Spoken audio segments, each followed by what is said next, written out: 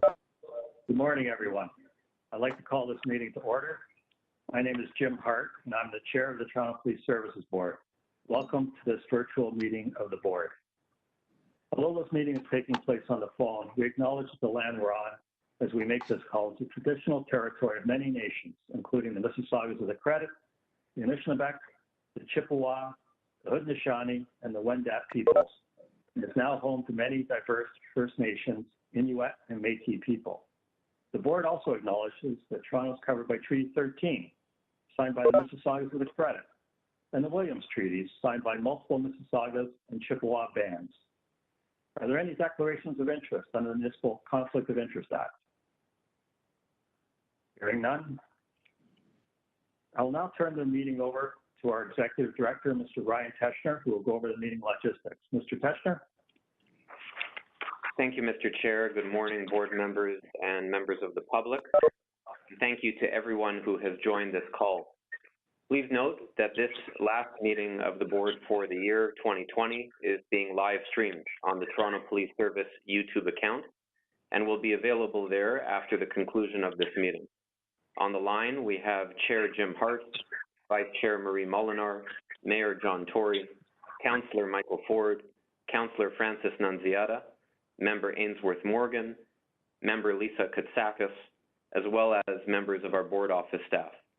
On the line, we also have Chief Raymer, his command team, other members of the service, and of course, members of the public and deputants who have registered to make a deputation today.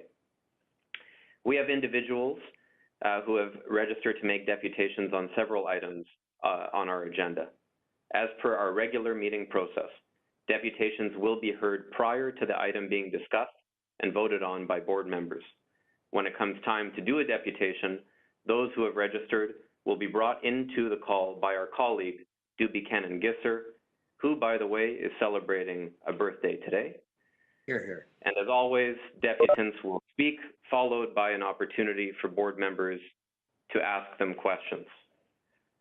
So again, just happy birthday, Doobie. And back over to you, Mr. Chair. Thank you, Mr. Teschner. Since this is our last meeting of the year, I just have a few words before we start. Since the beginning of the pandemic, when the public health restrictions necessitated the board shifting to a virtual meeting model, we've worked to ensure public access and engagement remain the focus in all that we do. In 2020, the board was the first police board in Canada to convert to virtual meetings during the pandemic, and has supported other boards with our staff's professional advice on how to make this shift seamlessly. As well, with the assistance of the board office team, the board held a series of first ever virtual town halls over 4 days, hearing community and expert perspectives on police reform, and ultimately informed 81 recommendations the board approved in August. And that has charted our path to progressive and responsive change. The board's mental health and addiction advisory panel continues to meet virtually and provide advice to the board on important issues in community safety. The board's anti-racism advisory panel concluded its work in the summer, which included vital consultation as part of the board's police reform work plan. We are currently recruiting new members of A.R.C.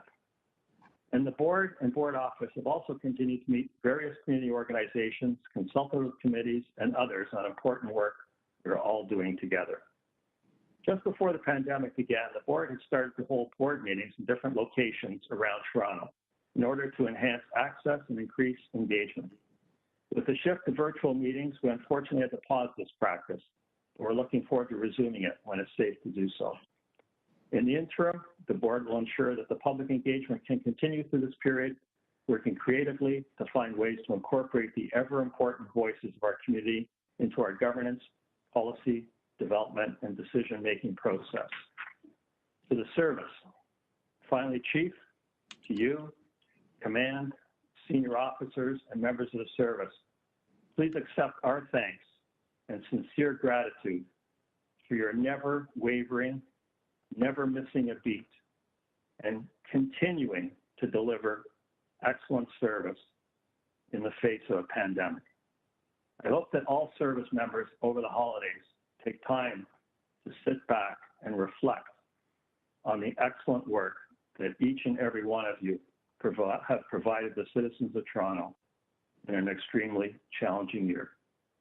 Thank you, Chief. Thank you, service members. Thank you, board members, and thank you, board staff. It's been a very interesting and challenging year, but I think we've all done a terrific job together.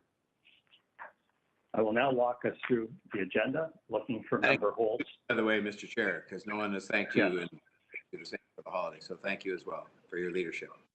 Steady leadership. Thank you. Thank you, Mayor Tory. Appreciate it. I'll now walk us through the agenda, looking for member Holtz. Item number 1 is confirmation of the minutes from the virtual meeting held on November the 24th, 2020. Can I have a motion to approve? Ms. Kostakis, could I have a seconder? Seconder, Councilor Nunziata. Okay, got Councilor Nunziata first. All in favor? Any opposed? That's carried. Just so you know, I can see Mayor Tory, Ms. Kostakis, Councilor Nunziata. Others will probably pop up on my screen as they speak. Item number 2 is a wellness presentation, which is being held down. Item number 3, police reform items, which is being held down for deputation. Item number 4, race-based data collection progress update. And I have a motion to receive 4A and 4B, unless anyone wishes to hold them. Vice Chair Mulliner moves. Could I have a seconder? Mayor Tory, all in favor? Any opposed? Item number 4 is carried. Item number 5 is contract award to New Park Contracting Incorporated for minor building repairs and renovation services at various Toronto Police Service facilities. Can I have a motion to approve item number 5? Motion to approve. Mr. Morgan, I can't see you if you're on. Mr. Mayor Tory has moved. Ms. Kostakis has seconded. All in favor? Any opposed? Item 5 carries. Item number 6 is special constable reappointments, December 2020. Can I have a motion to approve item number 6? Councilor Nunziata, could I have a second? I think that was Vice Chair Mulliner, seconder. All in favor? I can now see you, Vice Chair. That's great. Any opposed? That's carried. Item number 7 is Toronto Police Service Board 2021 meeting schedule, and we have a deputant on item number 7, so that's held down. Item number 8, City Council items, and there are 2 of them. We have a deputation, so item number 8 is held down. Item number 9, Toronto Police Service 2019 Annual Statistical Report. We have a deputation on item 9, that is held down. Item number 10 is the May 1st to August 31st, 2020 use of CEWs. Does anyone wish to hold that? If I can, Chair. Yes, that's being held under Mayor Tory's name. Item number 11, operating budget variance report for the Toronto Police Service Board for the period ending September the 30th, 2020. Item number 11, can I have a motion to approve? Councillor Ford, Mr. Chair. Thank you. A seconder? Vice Chair Mulliner, I saw first. All in favor? Any opposed? Item number 11 is carried. Item number 12, independent civilian review of missing persons investigations account for professional services. Item number 12, can I have a motion to receive? And we have a deputation written only from Nicole Corrado. Motion to receive. Vice Chair Mulliner, could I have a seconder? Mayor Tory, all in favor? Any opposed? Item 12 carries. Item 13, Chief Administrative Investigation of the custody entry to complainant, 2019-25. A motion to receive item 13. Vice Chair Mulliner, could I have a seconder? Councilor Nunziata, all in favor? Any opposed? Item 13 is carried. Item number 14 is the Chief Administrative Investigation of the custody entry of 2019-35. Could I have a motion to receive item 14? Vice Chair Mulliner, could I have a seconder? Ms. Kostakis, all in favor? Any opposed? Item 14 carries. The last item on the public agenda is the Chief Administrative Investigation into the alleged sexual assault or sexual assault complainant 2019-24. Motion to receive item 15. Motion to receive. Councillor Ford, Mr. Chair. Councillor Ford, seconded by Mayor Tory. All in favor? Any opposed? Item 15 carries. We will now return to the top of the agenda,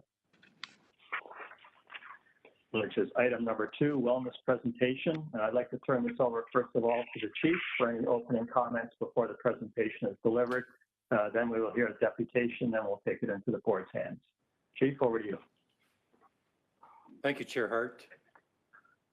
Whether it is systemic racism, whether it's Black racism, or in the area of our members' wellness and well-being, workplace harassment, sexual harassment, there is no questioning the fact that we all collectively need to reform, and we have been. The pace of progress is not as rapid as some of us would like, but it is sustained.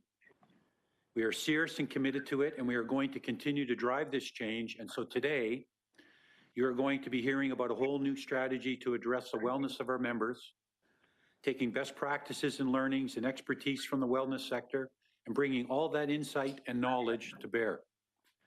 We are actually providing robust support to our members, so we are helping to address their issues before they are manifested on the job. After all, we are the community too.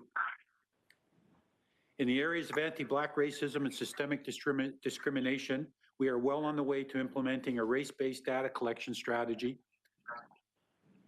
We are already collecting it for strip searches, use of force, and arrests. The analysis of our arrest data begins in the next phase. In the policing profession, we are leaders provincially in this area, with the board creating a first-of-its-kind policy that goes beyond what the legislation requires. Other organizations are looking to us for the example. Finally, we have created the Community Advisory Group, working collectively with the community to make sure when we share that information, we are doing it in a sensitive way and in a way that drives better policing. Another top priority is mental health and addiction. In 2021, we will have 24-hour coverage with specially trained mobile crisis intervention officers partnered with specially trained nurses. Provincial funding to hospitals has enabled enhancement of this truly effective partnership to help those in need.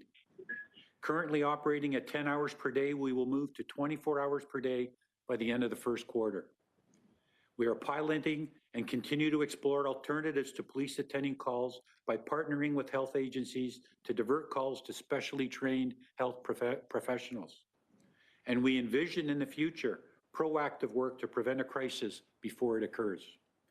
The police will continue to perform an essential function in this area, but we will be doing it even better as a partner. Our goal is zero harm, zero death.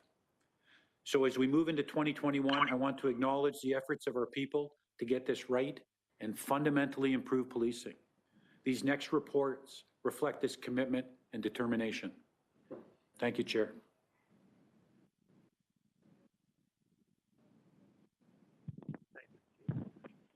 Now for the presentation. Okay, we'll turn it over to Deputy Coxon.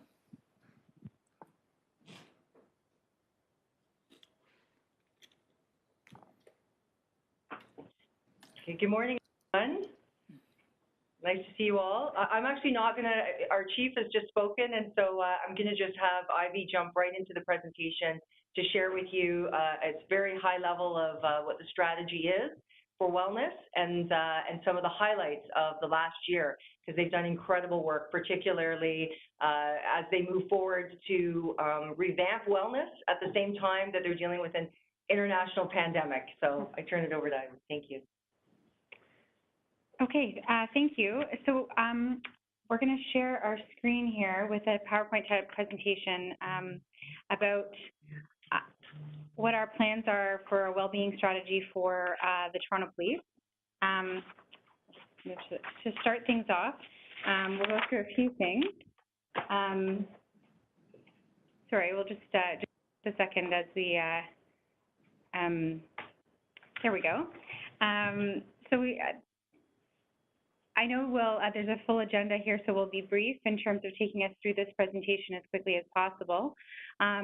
Effectively, what we're going to talk about is what we are calling our call to action for member well-being, what the strategy and framework is anticipated to be, and then what our next steps are. And as Deputy Coxon mentioned, a few of the highlights of what's accomplished, what we've been able to accomplish this year in 2020. So as a point of background, it's no surprise that the Toronto Police Service has been working to modernize across the board in many areas, identifying a variety of changes needed to optimize public safety at large. As part of this, we began to modernize the wellness unit in 2018. One of the main things that happened at that time was that we brought all the member well-being services that are available in the service under one umbrella.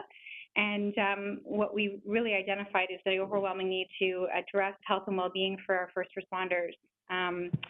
And we've committed to that in several different formats, through the Way Forward, through our Stronger Together People Plan, both the version 1 and version 2. You know, we've had a mental health statement of commitment, through the mental health and addiction strategy that we put in place a couple of years ago, the culture survey, and most recently we did a member well-being survey,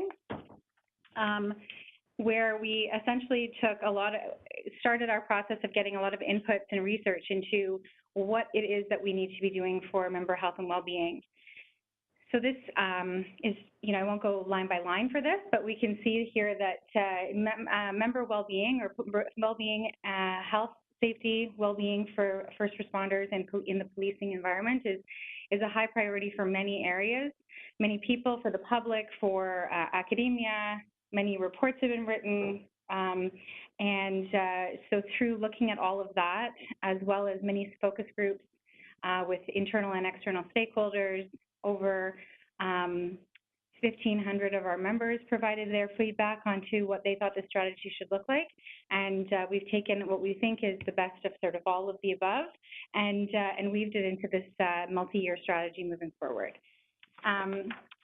So, I mean, I think it's important just to very briefly highlight that the goal of any workplace wellness strategy is to improve the health, safety, and well-being of the workforce in order to support the organization's mission and purpose.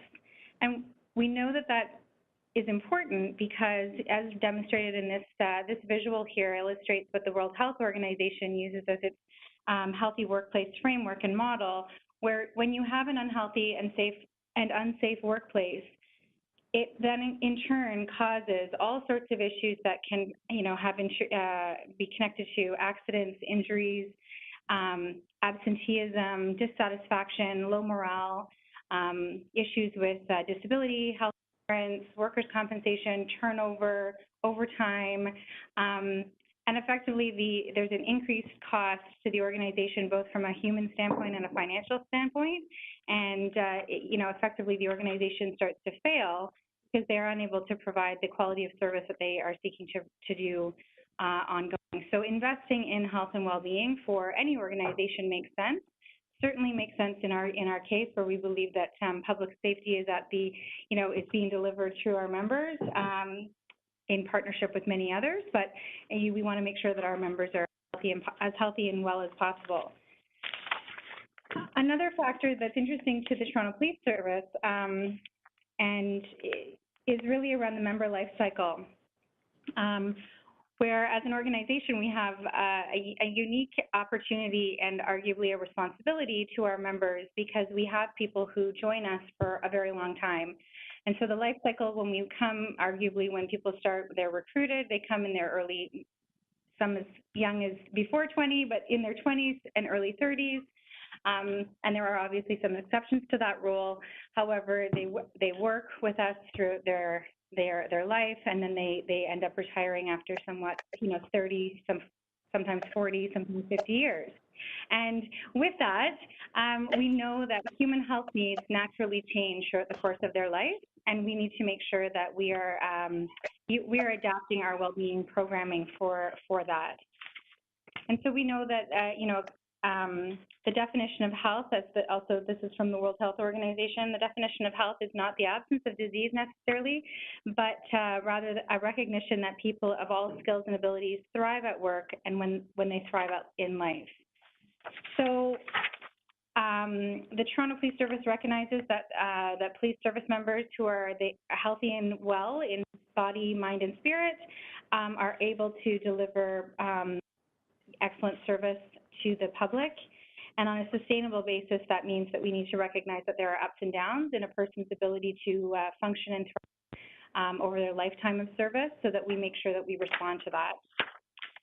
So when we think about kind of the early days of mobilization for the Toronto Police by way of the way forward, we know that we had, you know, 3 guiding principles, and they were to be where the public needs the service the most, embrace partnerships to create such communities, and to focus on the complex needs of a large city. And while we know that we know that our members are a fundamental part of needing to be able to accomplish that. And so when we look at our own strategy, we want to be able to translate what our goals as a into what our goals are for our members, where we would say that we want to make sure that we prioritize our support to where members are needing it most. We want to embrace the partnerships and that are available both internally and externally to create a healthy and safe workplace. And we want to, you know, recognize the complexity of the needs of our workforce, which is diverse, which is not homogenous, and it really needs to, we need to make sure that we have a little something for everybody, because one size does not fit all. We do want to address the fact that in doing that, we see that the more modern approach to wellness is to look at the whole person. We recognize that we need to expand and enhance our offerings so that there is easier access. And then really a fundamental shift, I think, to moving from you know, promoting individual choices and self-care and moving to more of a consumerism approach versus the traditional paternalistic view of what directing people to what we think that they need, recognizing we know that people want to be empowered in their own choices. So this is our plan is for a multi-year approach where we need to start and we keep moving. I think our purpose is to essentially build and maintain optimal strength of our members to enable a sustainable culture and practice of high performance, health, safety, and well-being. We seek to do this through optimizing a proactive and preventative individualized well-being framework, so that people are really identifying themselves as thriving in the workplace and not just effectively surviving their career here in the Toronto Police.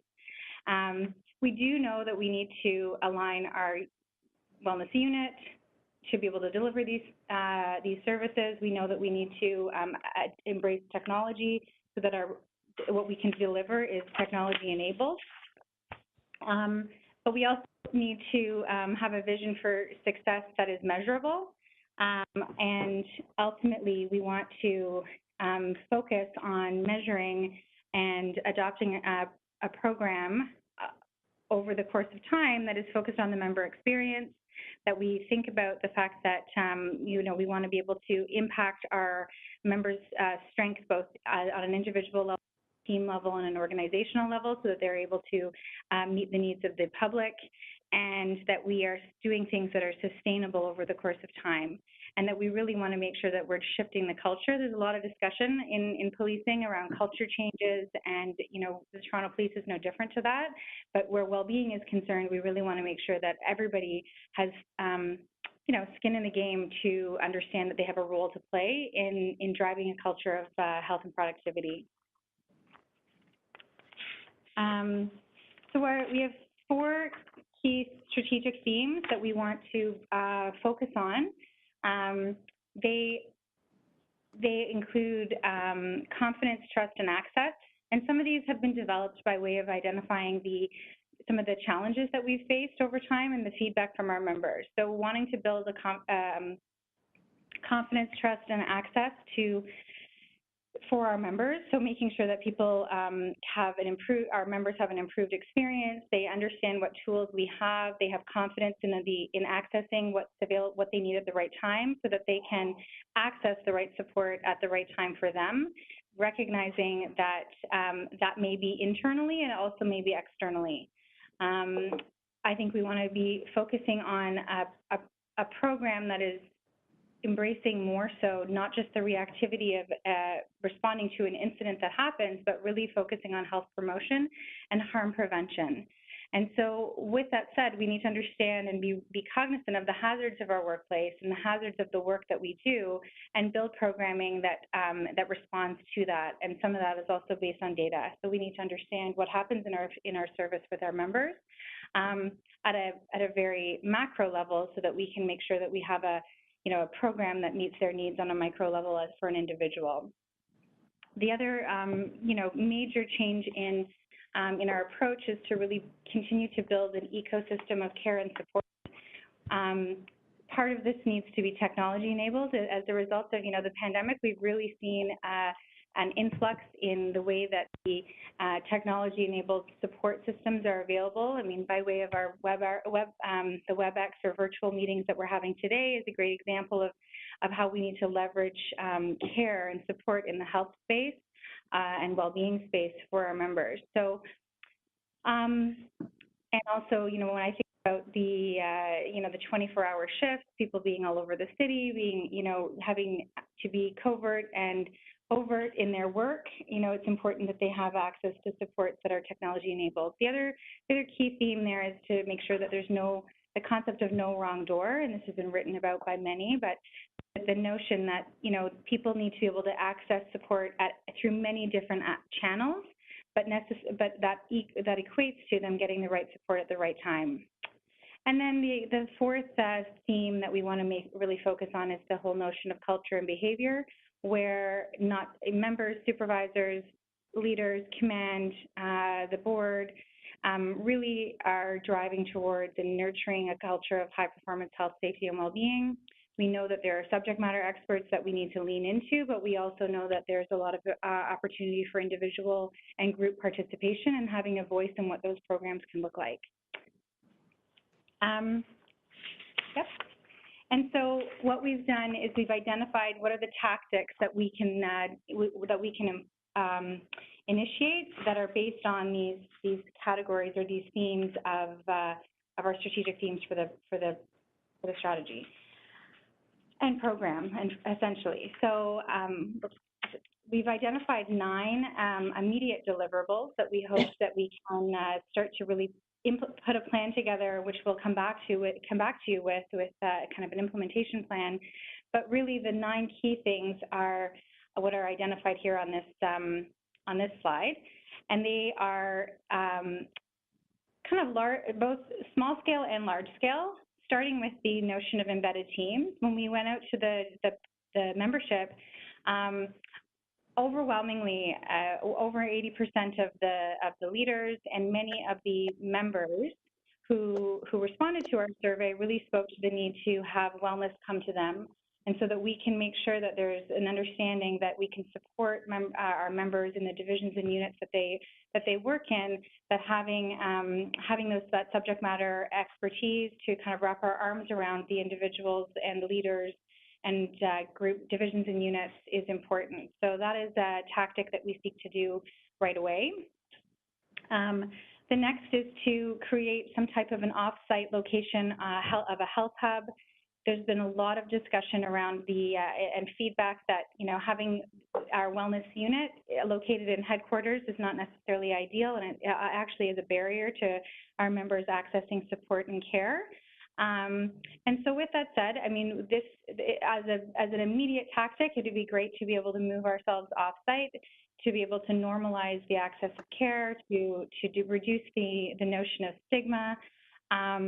But this could be also seen as, long-term as something that is first responder specific, not necessarily just for the Toronto Police Wellness Unit. But, that's part of a larger vision, but we do need to keep we're definitely listening to the membership by way of recognizing that, again, that consumer approach and the normalizing of health activity doesn't necessarily always happen in the headquarters of an organization, which is seen to be the kind of the pillar of strength. The next is to construct an element of integrated health teams. Now, what this is intended on being is really a deconstruction of our current state by way of really recognizing that the member is at the center of whether it's illness injury, accommodation, reacting to a situation of a health issue or crisis, or not only that, but also preventatively recognizing there's a lot of tools and resources that we can be providing to our members that we already have access to today and that are available in the community, but are not necessarily geared around the member and their experience to be high performing. So we want to be able, this is also talking a lot about the disability management that happens as an organization. We have we obviously have WSIB claims, we have non-occupational related absences, illness and injury. And again, when we think about the notion of the lifetime of members being with the life cycle of the member being with the service, we know that we need to be able to respond long-term on what that looks like. So we're really wanting to shine the light on what our practice is there and deconstruct and reconstruct to that practice.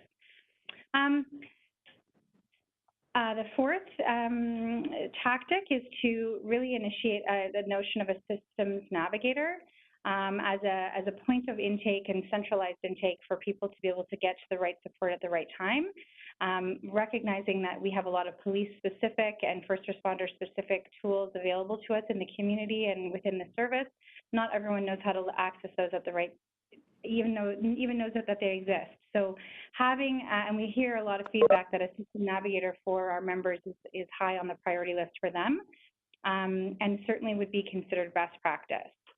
The notion of expanding health promotion services around the total health concept is really key. Included in that is a lot of activity around engaging members, engaging champions out in the divisions, which has already been piloted and been so far so good in terms of success.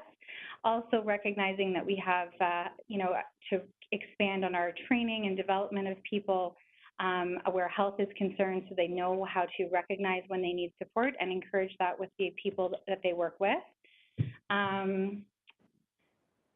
Part of that also is around, peer support and critical incident response, and recognizing that that's a huge area where we want to be able to continue to engage our members. And then it kind of touches into the development of the ecosystem. We talked a little bit earlier about the notion of technology-enabled digital health services, connecting people virtually, connecting people in real life as well. And the number of services that are available in the community that we are flooded with, whether you're in the Toronto Police or with just a member of the community, there's so many options. And we know that people like to choose their options, so we want to make sure that we are identifying what they are and encouraging, not having barriers for our members to reach into that ecosystem. And then another really key piece is the prioritization of psychological health and safety, where we have a generalized commitment to making sure that that is a priority. We'd like to explore the adoption of the CSA standard, the National Standard for Psychological Health and Safety in the Workplace. I know that has come up a few times before with the board, and certainly is to have the Toronto Police be an adopter of that would be marquee in our success and where we see ourselves going. Finally, the last tactic is to initiate a stakeholder advisory group, where that's members and members of the public, whereby we would seek their input and participation in the well-being of our members. We have no shortage of people who are actively already supporting members and the Toronto Police to support their members through programs, community groups, support groups, wanting to do research. It's very expansive, and I think that we would like to try and formalize how we can get that participation in place. And then the center line in this slide is to really just recognize that all of these things need to be enabled and informed by data and technology so that we can continue to evolve them over the course of time and evaluate the efficacy of them. And then quickly, there's just the well-being framework, whereby we want to make sure that our programming is recognized, as mentioned earlier, on the whole member, and a more holistic approach where we recognize that there is a mental health component, a physical health component, social health, and a life health aspect to what everybody needs to be thriving on an ongoing sustainable basis. So we want to make sure that we're recognizing that in the programming that we offer, as well as making sure that that's adaptive for where somebody is in the life of their life cycle as a TPS member. We've had we've put out a roadmap to where we see ourselves going to get to our future state.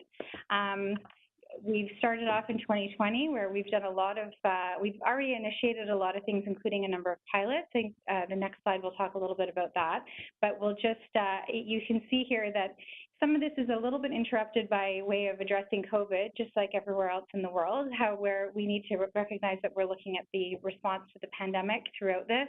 But with that, I do think it's important to highlight that that's actually a huge opportunity for us as well, because we know that, you know, beyond the COVID-19 virus itself, we are also seeing the impact of the pandemic, both in with mental health, access to other additional health services, and so this affects the whole person, and that's not unique to our service, but it certainly is prevalent for society. So we have a number of things that we are seeking to do, and we've done in 2020, and we'll move into 2021. We can see that included in that is, you know, putting this strategy and framework together, making sure that we seek to, you know, stabilize our staffing, to understand what it is that we need in order to move this forward. We've done a lot of stakeholder engagement and getting feedback, and we really need to have a sense of our current state versus where technology is concerned, among many other things. And we've piloted a number of different programs that weave themselves through this strategy. In 2021, we really want to go full steam ahead and launch this, where we have a number of initiatives that we are seeking to pack off next year that really we think are foundational. And then we continue sort of to refresh and renew that strategy, where we can really focus on the CSA standard, for instance, the culture change, and really evaluate if we're on the right path.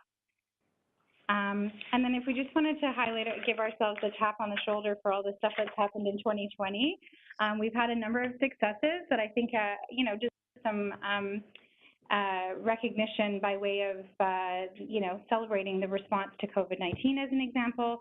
Our unit was able to, along with the service, and, you know, it would be a disservice to suggest that it's just one unit or one group that has been doing this. It's really taken you know, more than a village to be able to come together and respond to COVID-19 within our service. But with that said, we've established a 24/7 hotline that supports members. We've really been able to roll out a best-in-class exposure management or medical surveillance and exposure management program. We've had a really significant partnership with peer agencies, ministries, healthcare providers, city groups, in order to really do this response. And I think that so far it's been quite successful. We'd love to think that COVID's going to end tomorrow, but we know that we'll be in this for a little bit longer. So we know that we'll we've set some really good key foundational elements of our response that we can lean into 2021. We've also been able to initiate a number of digital supports for members, which have been well received, including some virtual psychological support, online cognitive behavioral therapy for members. We have a website that we've been able to put together, Stronger Together, TPS.com. And then we've also been able to establish a Mind Health portal with a number of online resources related to mental health for our members. We've also focused our attention on the early career component of when you think of that continuum of time with the service and the life cycle. We've initiated the early career program for psychological wellness visits with new officers, as well as piloted a dedicated peer support resource for for new recruits. And so, you know, are evaluating how that's been going. We launched a health promotion activity also geared with towards mental health, and that was through the MindFit pin. It's to our understanding, one of the first of its kind. to the extent that it encourages members to really be active in their self-care, build resilience, stay connected to each other, and seek support. As of today, we have nearly 400 people who have signed up to participate in that program, which we think is pretty good. It just launched at the end of October. And really, it's geared towards normalizing mental health and reducing stigma and making sure that our members can actually receive the support that they need. So we will continue to evaluate that. We've done some pilots of mindfulness within the workplace on parades and in huddles at the start of every day. We've been evaluating what's useful for our people, and so far have received really positive feedback. We initiated this member wellness survey that I mentioned earlier, where we had nearly 20% or just over 20% of our population who responded to it, which we thought was really quite good in the context of the pandemic. And from that, we've been able to garner a lot of the feedback that has been put into this presentation. And then the other thing, we've also been able to pilot our unit level wellbeing committees in a couple of locations, where we're able to really test and encourage the participation and forum for people to provide suggestions on what people could do at a local level, but also how do we initiate that at a large, kind of corporately driven, but locally delivered. So all of those things are successes in our view today. However, I think overall, at the end of our the strategy never ends, I suppose, because we'll be constantly evaluating where we need to continue to grow. However, we do feel that success for us looks like it will be that we can build and maintain an optimal strength and enable that sustainable high performance with our members, where they have the resources that they need in times of both health, illness, and recovery, that they trust the service and each other to nurture a culture of high performance health, safety, and well-being, that the wellness unit and the service have the data to understand how to respond to root causes of health, injury, and illness, and that our public experience reflects that our members are healthy and well. And that's it in a nutshell. Thank you, Ivy. That was an excellent presentation, and the work that you're doing is critical to the health and success of the Toronto Police Service. Thank you very much. I believe that Chief Raymer has a couple of comments that he'd like to say before I turn it over to the deputant, and then we come back to the board. Chief Raymer, a couple of comments?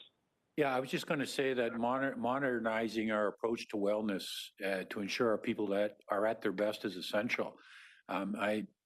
Even throughout my career, I've seen individuals with personal wellness challenges and their conduct and interaction with the public has had a significant impact because of those challenges. So I think having the proper suite of services can make all the difference. Thanks very much, Chief. Dooley, can you put on the deputant? I believe Derek is on the line. Yes. Derek, you've got a prompt now to press *6. There you go. Can you hear me? Can you guys hear me? Yes, we can. Go ahead when you're ready.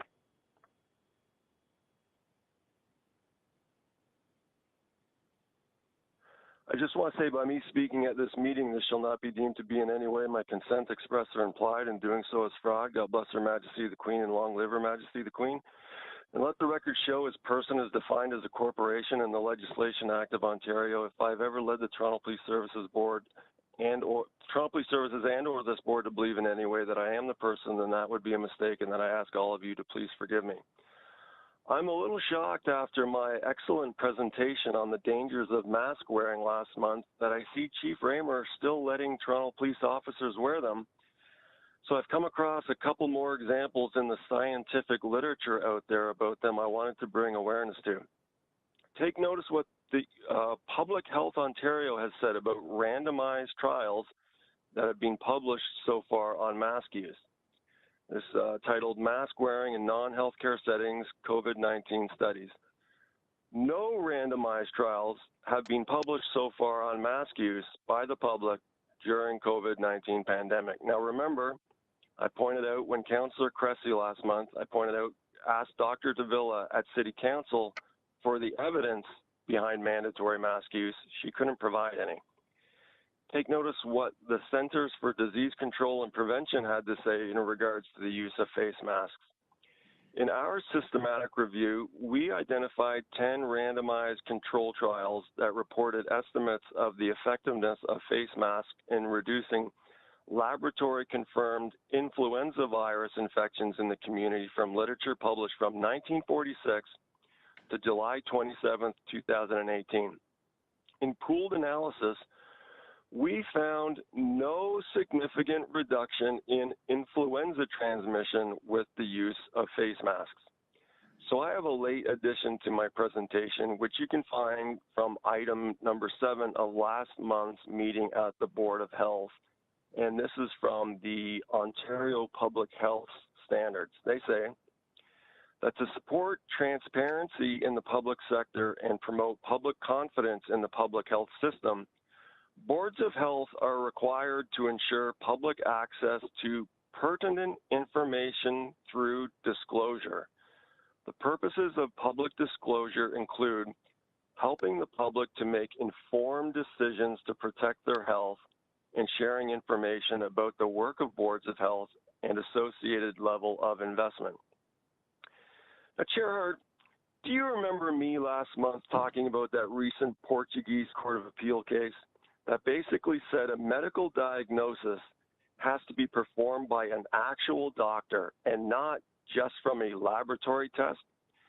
Well, I read straight from that case this time to the Board of Health yesterday and directed Councillor Cressy to ask Dr. Davila, when she is reporting, say, 553 new cases of COVID-19 at those propaganda sessions she speaks at with Mayor Tory, for greater certainty, is she reporting on new cases that were as a result of a laboratory test?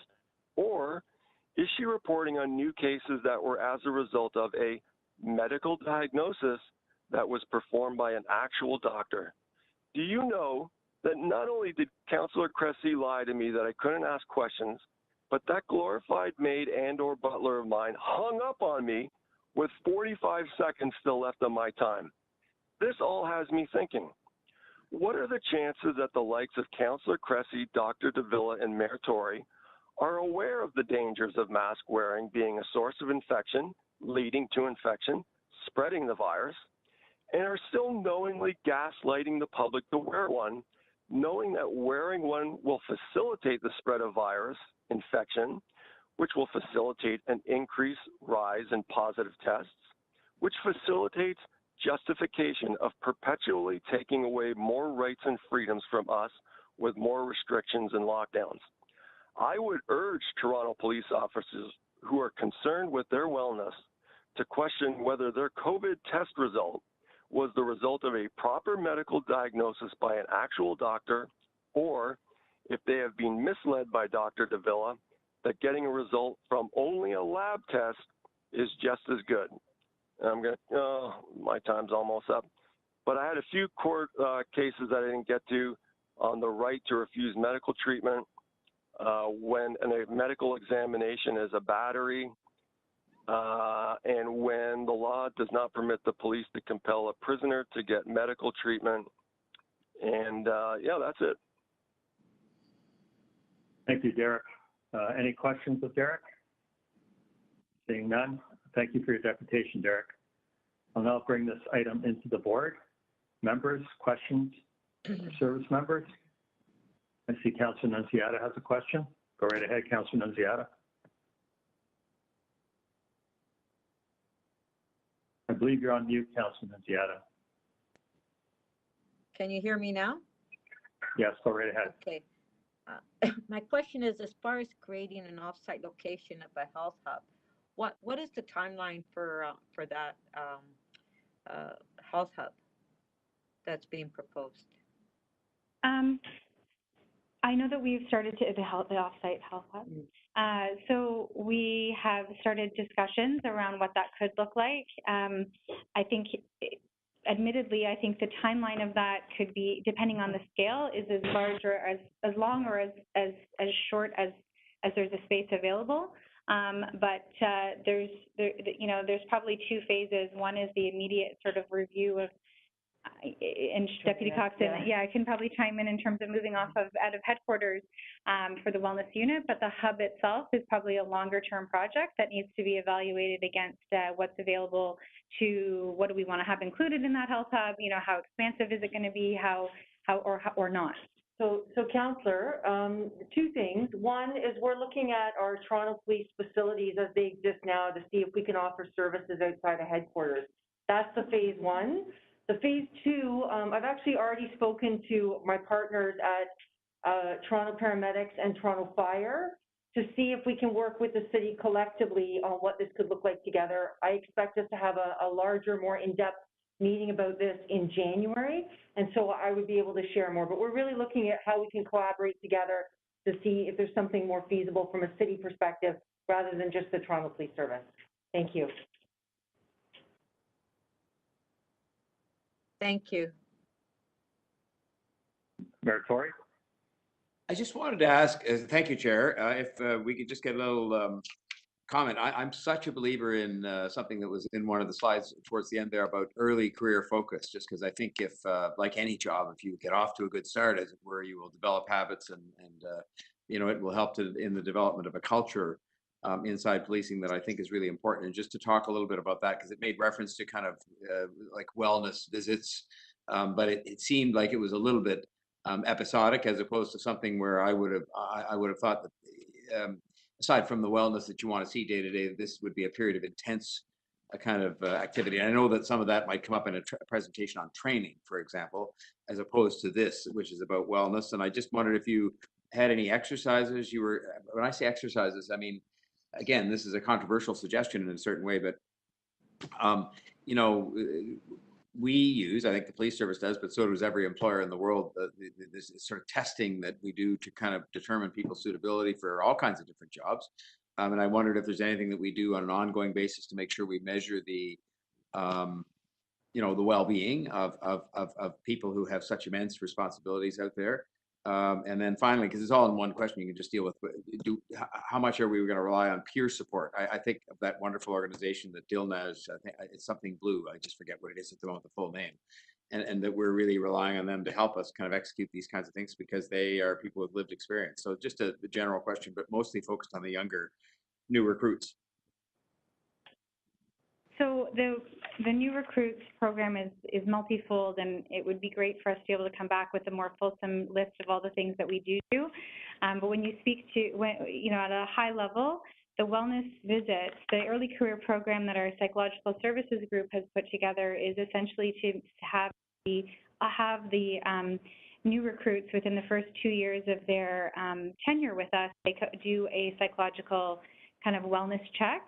And then that also is intended to set the tone for ongoing support and access to resources if they need it ongoing.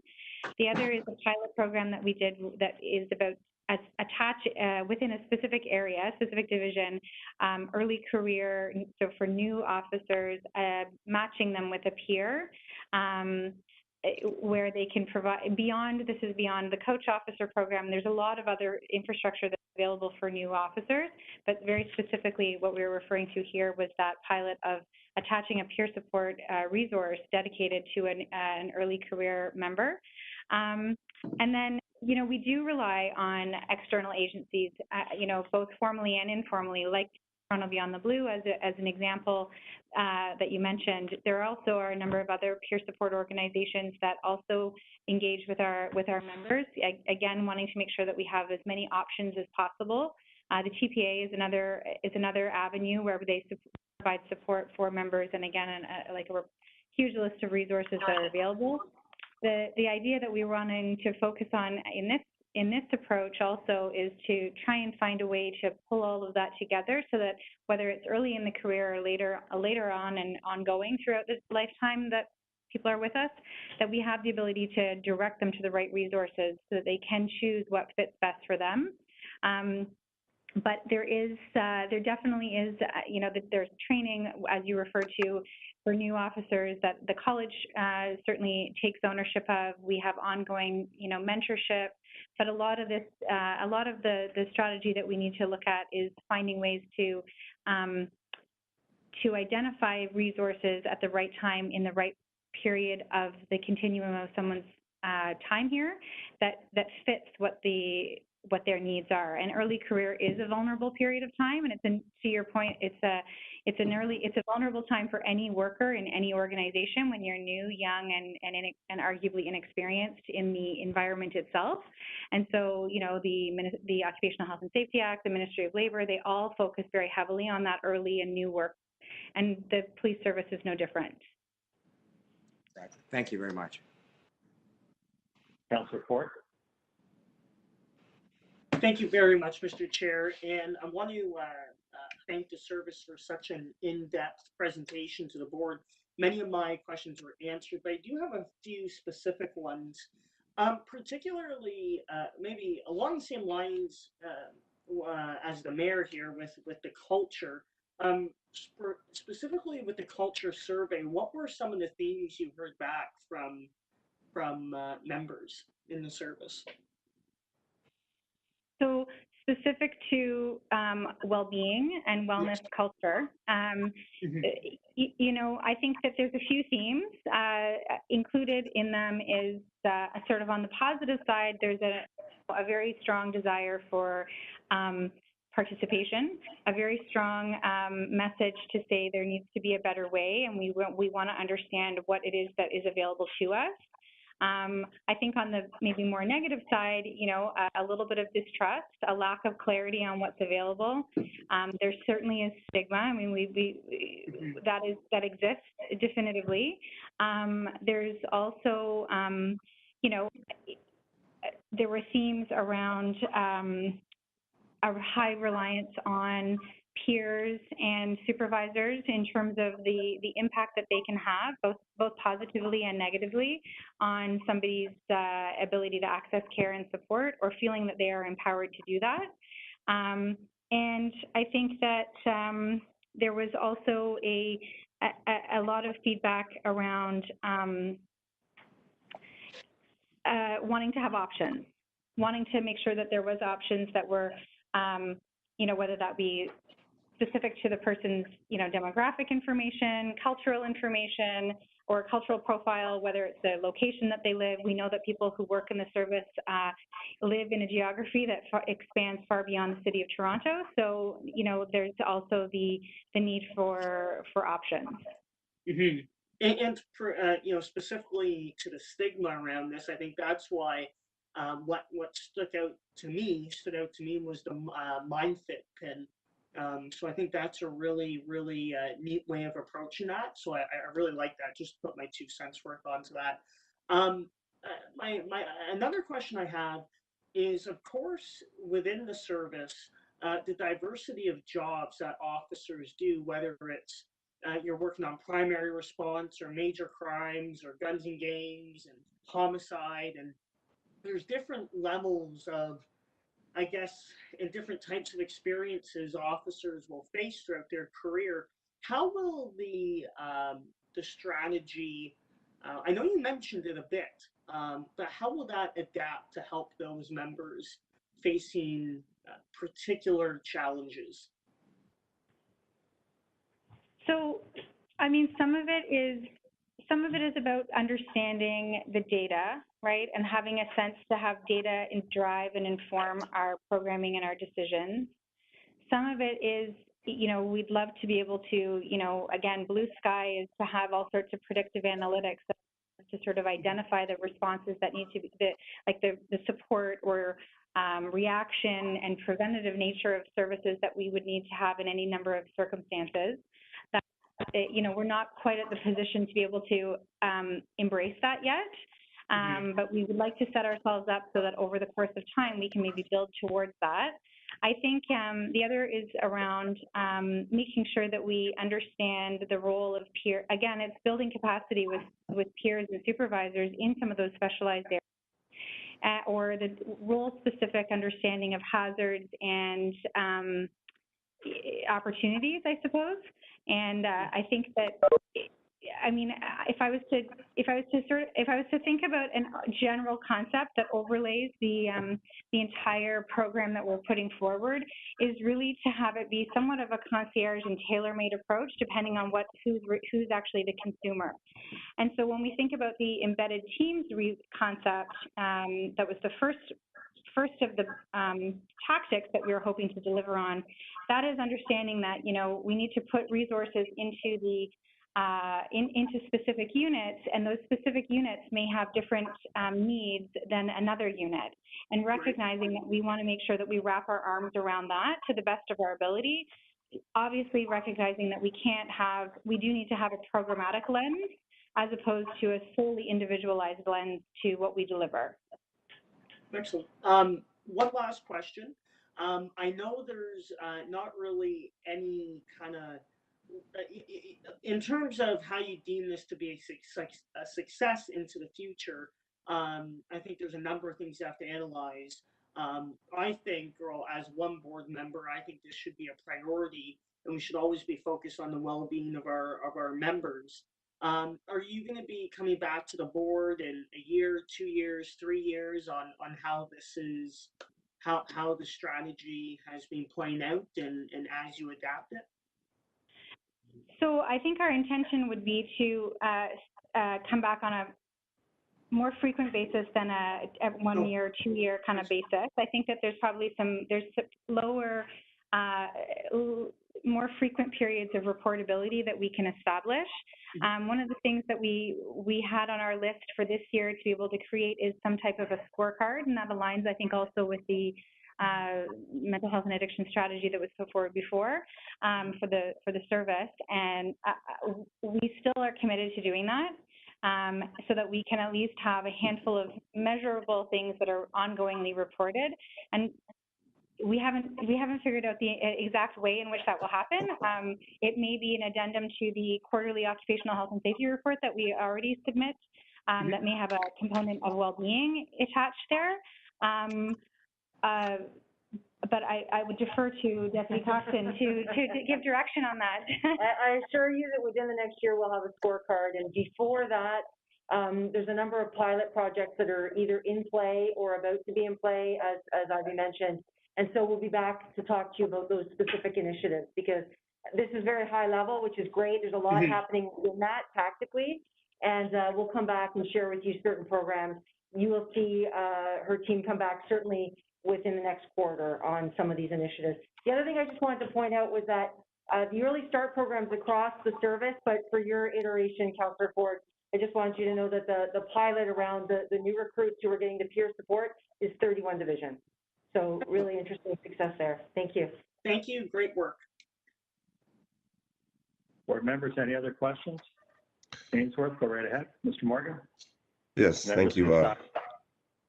Thank you, Chair Hart. I would just first, before I ask my question, just want to acknowledge the passing of Officer Bancroft Wright from Peel Police, who passed away suddenly a few days ago. He, from all accounts, he's a 6'7", very large presence, but my understanding had an even bigger heart. So I just wanted to acknowledge and my thoughts to his family and to those at Peel Police. So I have, I guess, two-part question.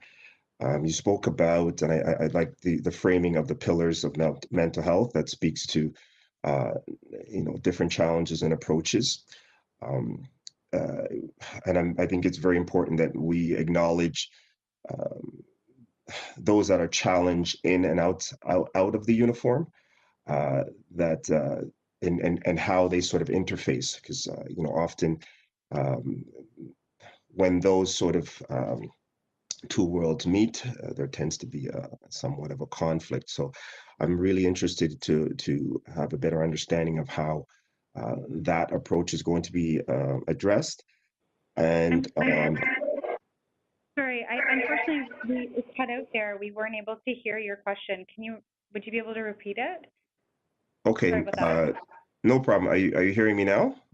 Yes. Yeah. Okay, okay. So, so the question is, again, because, you know, when we speak to mental health, there's those that are challenged in and out of the uniform. So that sort of interaction is something I want to have a better understanding of how this approach is going to address that. So, and secondly, how the data is being, you know, aggregated, as it, you know, based on race, gender, age, as Councillor Ford mentioned, different units and their sort of their impact. So I'm just wondering if that's been part of the assessment, and if there's any work with the Equity and Human Rights unit to be able to unpack some of that. So I was just going to I know say, that's a lot. That's a lot in one question. Yes, but I was going to say to respond to your question around struggles within from the unit in uniform and out of uniform, both. So arguably, this entire strategy is geared towards members who are sworn and civilian, and that. But also recognizing that, you know, people who are human before they become a police officer, or they put their uniform on, they take their uniform off, and they still have issues with that stay with them when they're on duty and off duty. So in life as well. So we have a whole element of recognizing that, like, that idea of the whole person. So when you think about the physical, mental, social, and life, there's elements of that that are not necessarily intended on being just job specific, but person specific.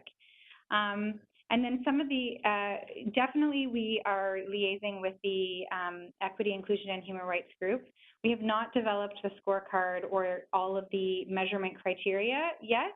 However, we do recognize that we need to do that in partnership with some of our peers in our pillar and across the service, to be able to figure out what the best way to do that is. The intention, though, from an aggregated standpoint and scrubbed data perspective, because we're dealing with individual health information, we definitely want to make sure that it is aggregated at the most highly scrutinized level, so that we do not compromise anybody's any personal identifiers that relate to personal health information. And that is definitely a part of the fabric of the entire program, is to safeguard that to the best of our ability, but not to the extent that we are wanting to not to the extent that we are paralyzed to be able to take action. You know, in terms of providing support, we don't want there to be any unnecessary barriers, but we don't want to compromise confidentiality along the way, so that we can provide the right solution potentially.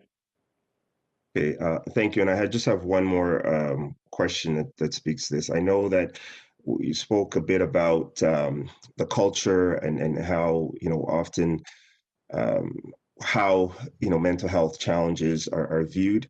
I'm also very interested to have a better understanding how those members that unfortunately take their own life, how that's being addressed in terms of not just the stigma, but the how they're viewed by members, and how families are being supported, those that are left behind. Within all, I just want to get a sense of how that is being approached. So we have, you know, suicide awareness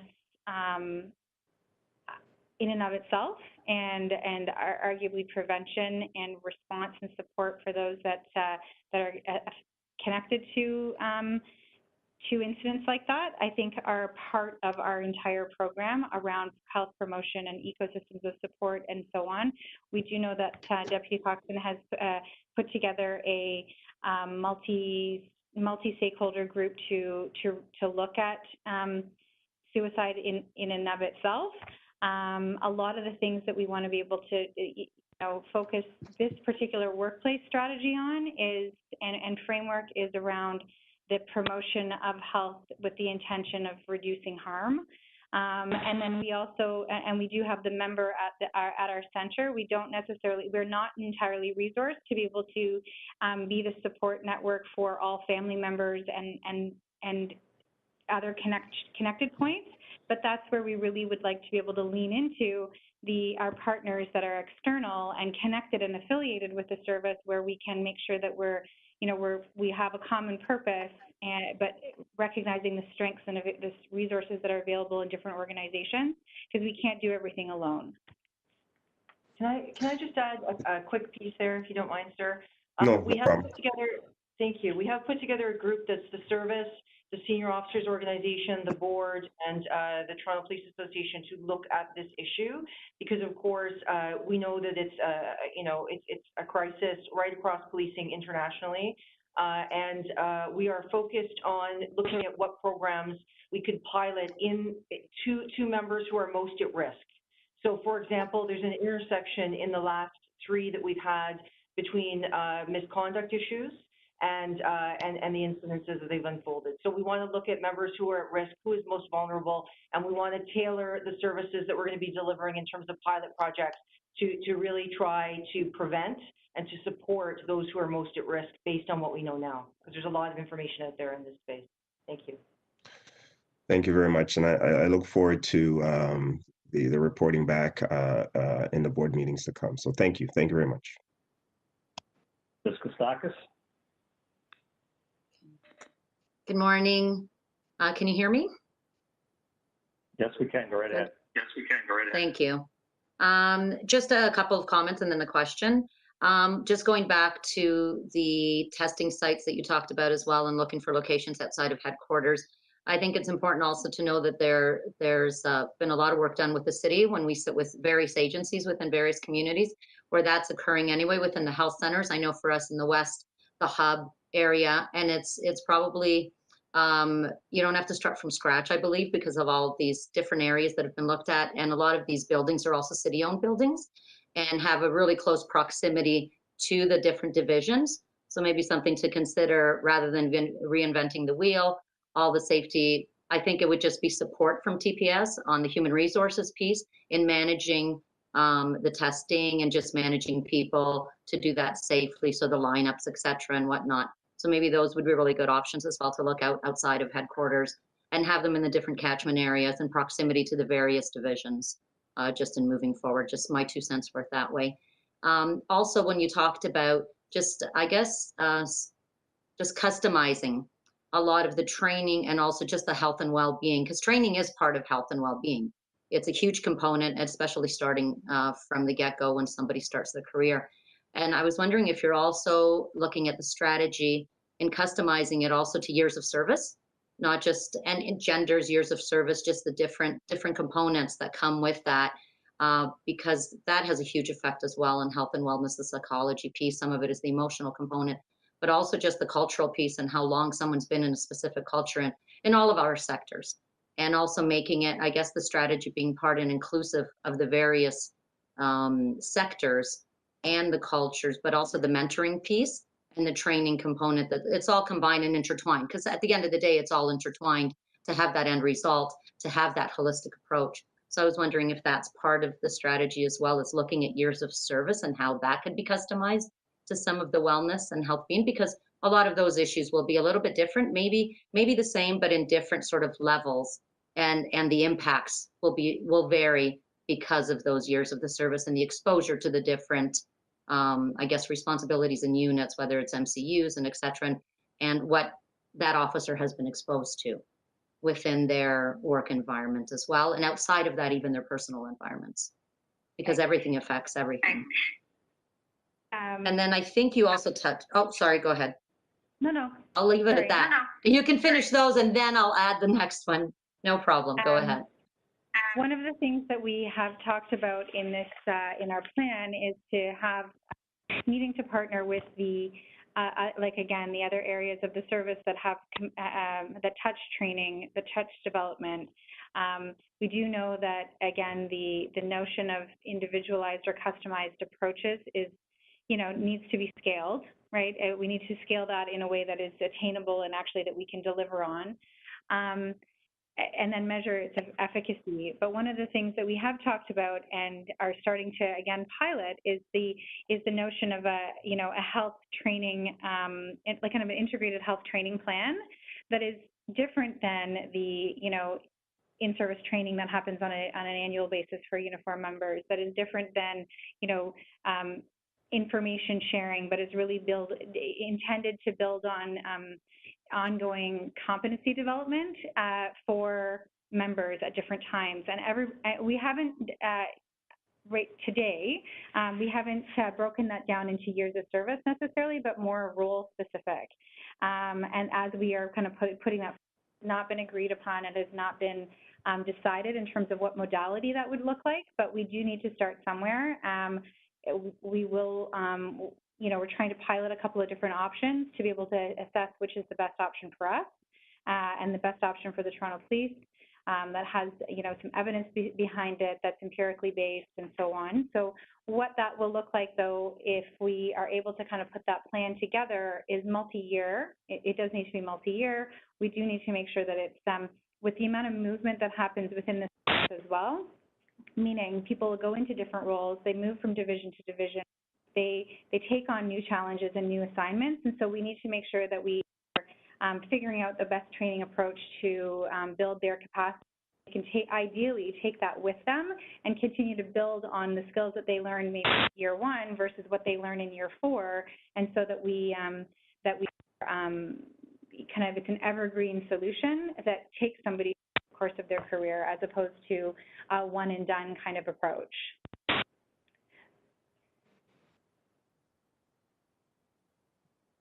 Okay, thank you for that. And just to go backward to Mr. Morgan's comments about what if the approach also, if you've taken into consideration, which I'm sure you have, but just to expand on it a little bit, just based on all the reports that have been out about wellness issues in policing, including the Ontario Coroner's Review on the police suicides, which you touched on as well a little bit, but just asking you a little bit more about the approach that will be taken and how that will be engaging the advisory panel on that as well. How will that approach be engaging the advisory panel based on those specific reports and issues that you are trying to address, especially in the police suicide piece?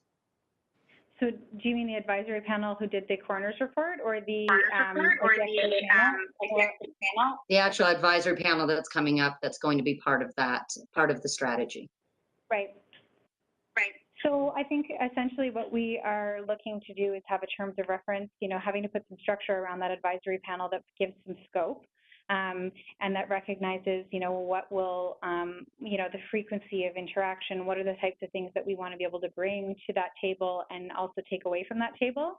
I will say that the coroner's report, the expert panel on police suicide that was done that you mentioned, we really did take that report into we really mapped everything that we are putting forward today against what are the recommendations that were done in that that were made in that report, as well as most recently we just we've been trying to understand what the province is doing because there were some recommendations for the province, so wanting to make sure that we're linked into anything that is happening provincially in this space around police specific or public safety personnel, which I think is more the term that is being used in the provincial tables. And, I think that the way we envision at this point, it's, a bit of the embryo stage of that advisory panel. We do need to flush and kind of review the terms of reference and the scope of what that advisory panel would look like. But I think that we would seek to want to have a cross-section of many different people at that table, not only those with, say, lived experience or others. I mean, maybe it's academia, maybe it's healthcare, maybe it's other police agencies. I'm not sure yet. I think we need to define that. And then, but I do think that our desire would be to have that advisory group provide us with a sounding board for what the programming may look like, including things like training, development, capacity building, and evaluation of data once we get that so that we can build programming into the future. And I would suggest that would, a best practice, in my view, would be to have meet on some type of a regular cadence, whether that's a few times a year, but also to not want to waste up people's time in that space either. We can make sure that they have something very concrete to react to, and also that we can take that information back and then and implement moving forward. Thank you. Yeah, I think it's crucial too, and it's funny because we talk about terms of reference and that you need that before you can do anything else as well. But I like the part of the action piece because I think it's time for action rather than, you're right, what's the purpose of having advisory committees? What's the purpose of having when you want to move forward in action, especially when it comes to health and well-being as well? So I appreciate that and the struggle. So with that, can you just tell me, I know we talked about stigma, we talked about other aspects, but what would be the most challenge or what you foresee or maybe has been the most challenging piece of moving forward on this from the perspective and the messaging from the police officers, from the members? You know, I think I will maybe boldly say that, you know, resources and commitment in the midst of priorities is really challenging, right? So we need to obviously compete against all the multitude of priorities and times of austerity that we're in.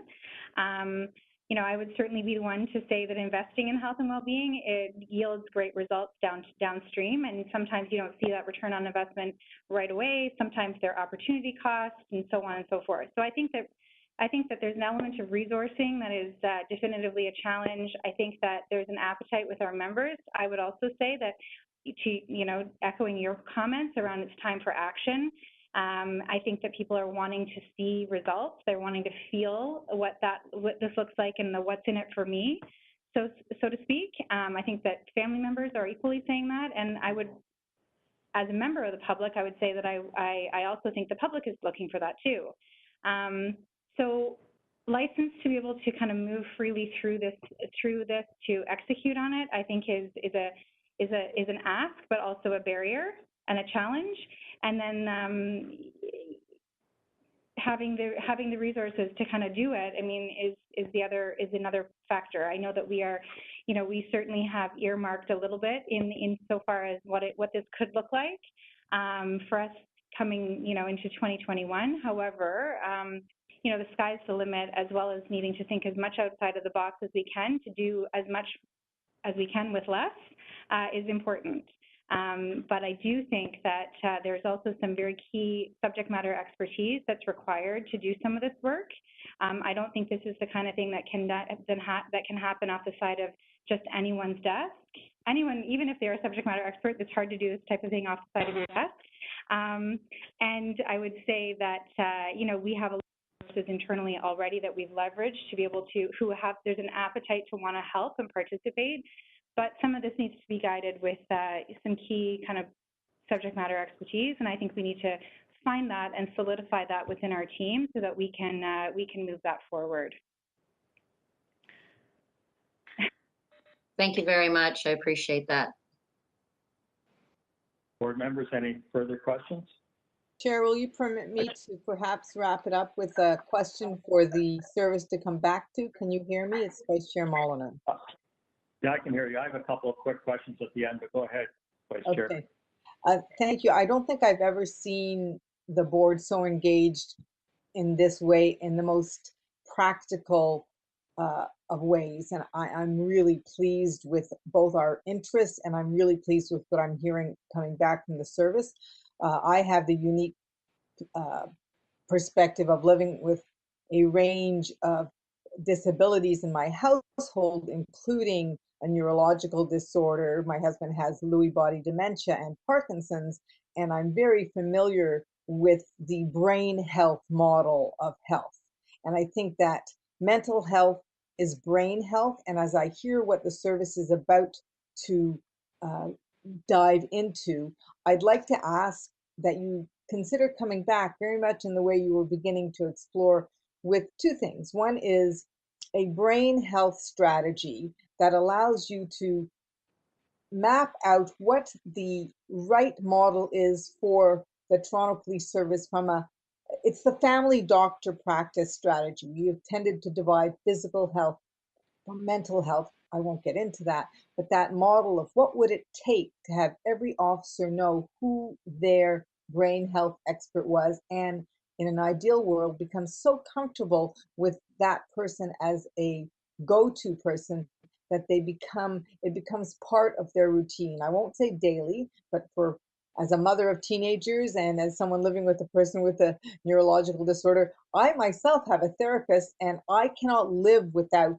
that check-in. And I think all of us have baggage, and we can only be better people if we have others who have subject matter expertise who can basically be there, like the Bill Withers song, someone to lean on. So I leave you with the challenge of coming back with that big picture of what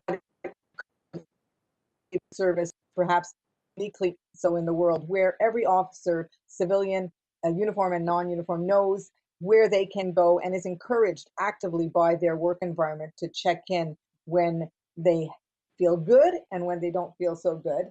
And the last thing I'd like to hear about subsequent presentation, not for today, is where do we turn to get policing examples of best practices in this area? I expect it's relatively new because we have long thought of death by suicide as completely outside of our casual conversation as one example. So I'd like to hear more about where do we have best practices.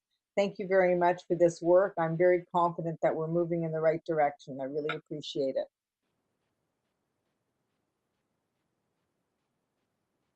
Thank you, Vice Chair. Deputy Coxon, did you want to comment on any of that? I can. I know that Ivy is keen to share maybe a little bit about the global scan. Yeah, so we have done quite an extensive global scan. We can certainly come back. We've reached out to a number of, as part of the research for this today, a lot of connectivity with national, North American and international agencies, where some of whom have been able to say they've tried many things, and some of them have said that they have, had some successes, but also some failures. So we've taken that into account, and we can certainly come back with a more fulsome list of the research that we've done there for policing examples. And I don't think we've actually come to the board, admittedly, with the details of the MindFit pin specifically, but it does touch on a little bit of what you're referring to around, does everybody have somebody? And one of the elements, and we can come back and do a little bit of an overview for you on that for sure. I think that I'm promising all these things without license, so I'm sorry for that. And but I would just say that part of that MindFit pin, one of the elements of that is the seeking support and the encouragement of people to have a mental health check, so to speak, or a brain health check on a regular basis, so that in times of both health and illness that people have someplace to go. And some of the anecdotal feedback that I can share, as of hot off the press as of yesterday, we had some feedback from a member that specifically said that they were contemplating after, for the last 2.5 or so years, seeking support from a practitioner, but the program, this MindFit pin, provided a bit of an incentive for them to go ahead and do that, and they now feel that that will be part of their ongoing journey. And for us, that feels like a success, even if it's just one person. Wouldn't it be great if it was 8,000? But it's a start, and I think I think it's the start of something. It may not necessarily be the answer for everyone, but it is something that I think we're pretty excited to test and validate ongoing. But we can come back for that. And Chair, if I could just say a couple of very quick things before we close. One of the things, I just want to thank everyone on the board for their incredible engagement. I love seeing, how important this is to everyone. One of the things that I would like to just boldly product place, if you will, is one of the things that would help from a board perspective is a reconsideration of the need to get a doctor's note for certain services, and that's a collective bargaining discussion. So we may actually come back to you with some requests, but I think there's ways that we can move together.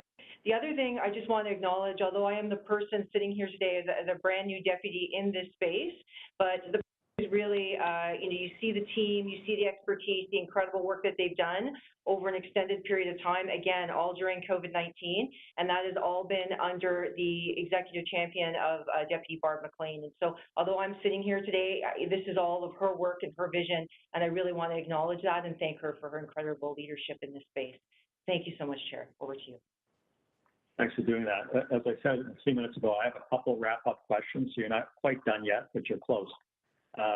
First question, in your comments, I'm just going to re-ask a question that I asked you at the Health and Safety Committee. You talked about resources. I just want to confirm that you have sufficient resources in your 2021 budget to deliver on your 2021 work plan. I believe the answer to that is yes. Just want to confirm that. So I believe we have, we can confidently say that we have a start to be able to start working on some of this for 2021 and recognizing some of the building that will take place. You know, I think we need to also earmark the fact that we need to revisit what we're going to be budgeting for this from 2022. But we do have a starting point in the budget for 2021. Okay, that's great. I just have a question for Deputy Coxon. You know, I think you've seen from the board that this is a critical item for all of us, and frankly, for any employer, the most important thing that any employer does is health and safety and member wellness. Everything else comes second to that, because if you don't have healthy employees, you're not delivering effective public service. So that's number one. But just picking up on that, to me, it's one thing to lead from the center on anything. That is somewhat easy. I just want to hear about your strategy about leading locally.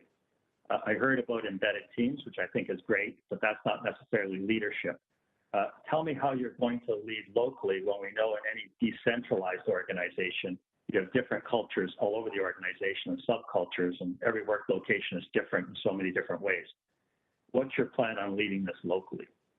So, Chair, we're taking the district model as it exists in modernization, and we're going to bring that to wellness. And again, that is something that I haven't seen done anywhere else. And I'll give you a very personal example. When I was the second in charge of intelligence, we had a major incident that impacted the health and wellness of people on the undercover team. And the resources that were available were excellent, best in class. They were service resources. But you know what happens is when those officers and those experts showed up, undercover officers go, what do you know about me? What do you know about this unique experience? And so that's always stayed with me because it was so powerful and profound. And, you know, everybody had the best of intentions, but the ability to tailor to unique, and it's not just, you know, them, as you note, you know, having been in charge of, you know, our communication center and our amazing communication operators and the unique stresses they go through. So that district model of having embedded teams, they're not just unique to areas, but are unique, in fact, to specific places that will allow, you know, members to get support in a way that they need that's unique to them. So, for example, we talked a little bit about the pilot out of 31 Division. The other pilot we're running right now is out of 51 Division. Again, probably the busiest police division in all of Canada with very unique stresses because of the amount of intense calls for service that people go through. And by the way, a very, very junior team working there now because we've upstaffed. So that model, that district model, and I'm happy to have us come back and share with you how we want to do that in 2021, putting that model together and what that's going to look like, and we can show it to you very tactically. But yes, members need to show that the support is tailored to them, for them, so that they'll be more likely to receive it. I also think with that, again, peer support, so getting support from someone who is trained, but who is like you, an undercover operator, you know, a 911 call taker, whatever it is, and that's something that we're going to be expanding as well in 2021. So thank you so much, Chair. That's great, Deputy. That's a great answer. Appreciate it.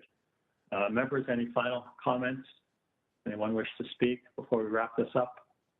Yeah, just again, as others have said, Chair, thank you to the whole team for an incredible amount of work. I mean, the presentation itself in writing, leave alone what we heard this morning, was extraordinary. And if we can do, you never want to say if you can do half of what's in there, because I think the intention is to do it all. But I mean, I think it would be a remarkable contributor to I'll call it a modernized culture of policing, and then a modernized way in which we treat our own team.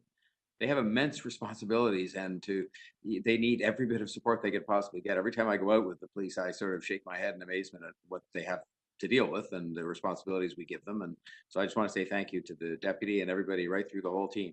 Great job. Thank you, Mayor Tory.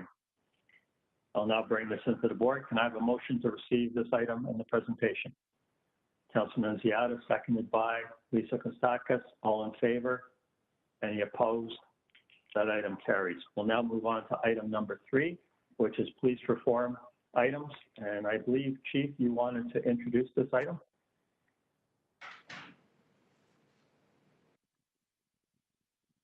After you introduce it, Chief, we'll hear from the deputants, I should say. Chief? No, actually, we can proceed there, Chair. Okay, great. Doobie, can you put on the deputy? I believe the first one is Derek. Yes, Chair. Derek, *6, when you're ready. Hi, can you guys hear me? Yes, we can. Go ahead when you're ready.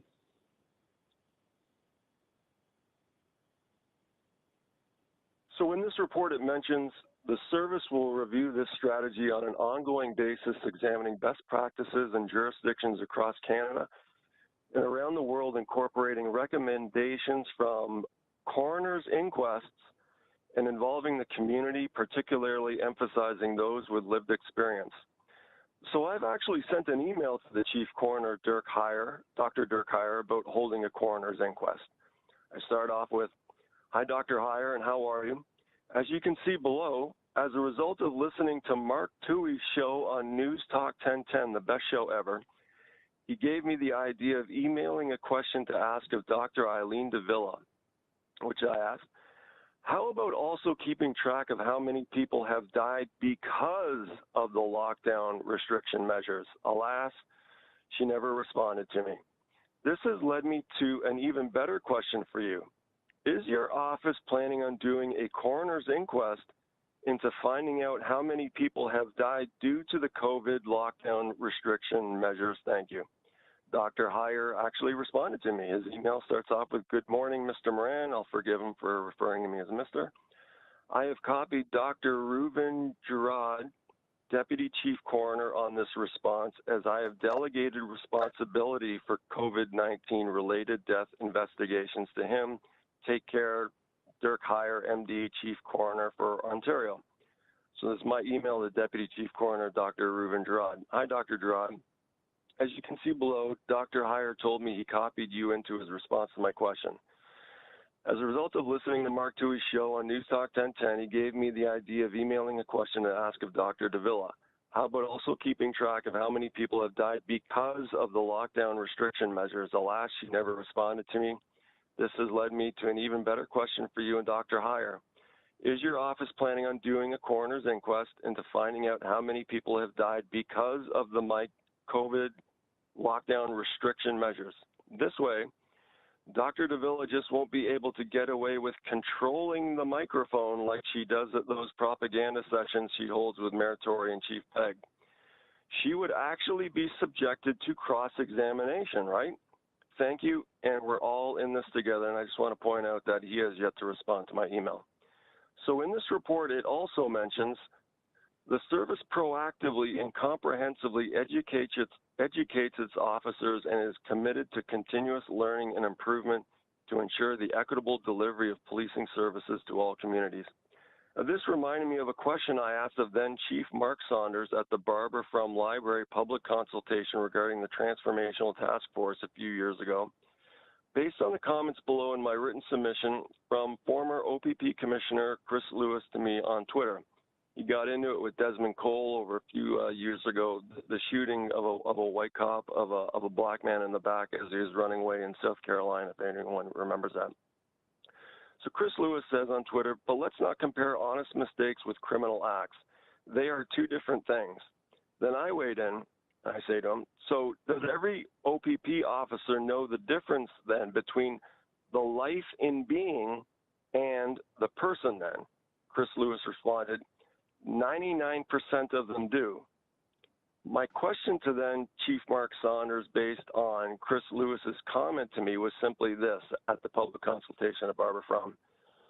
Do 99.9% of Toronto police officers know the difference between the man, the life and being, versus the person, the legal entity? Looking me straight in the eye, but with a solemn look on his face, then Chief Mark Saunders simply answered to me, no. While being certainly no grand admission or response on his part, at least I can say Mark Saunders did not lie to me. And as you can see, after I took a screenshot of what Chris Lewis said to me on Twitter and posted it on social media, Chris Lewis soon afterwards blocked me on Twitter. So my first question to Chief Saunders at the Barbara From Library consultation for the TTF, I asked him about would the Toronto Police have a problem with arresting a City of Toronto employee for committing fraud, breach of trust. His answer was, well, Derek, it's a loaded question Because the answer to that is no, we wouldn't have a problem arresting anyone that is committing any criminal offense. That's what one of our functions in policing are. It's not the only function, but it is an important function. And take notice what the Ontario Superior Court had to say in regards to a life and being relative to a person. Put differently, to be a person for the purposes of Section 60.1 requires a life and being, and that's it.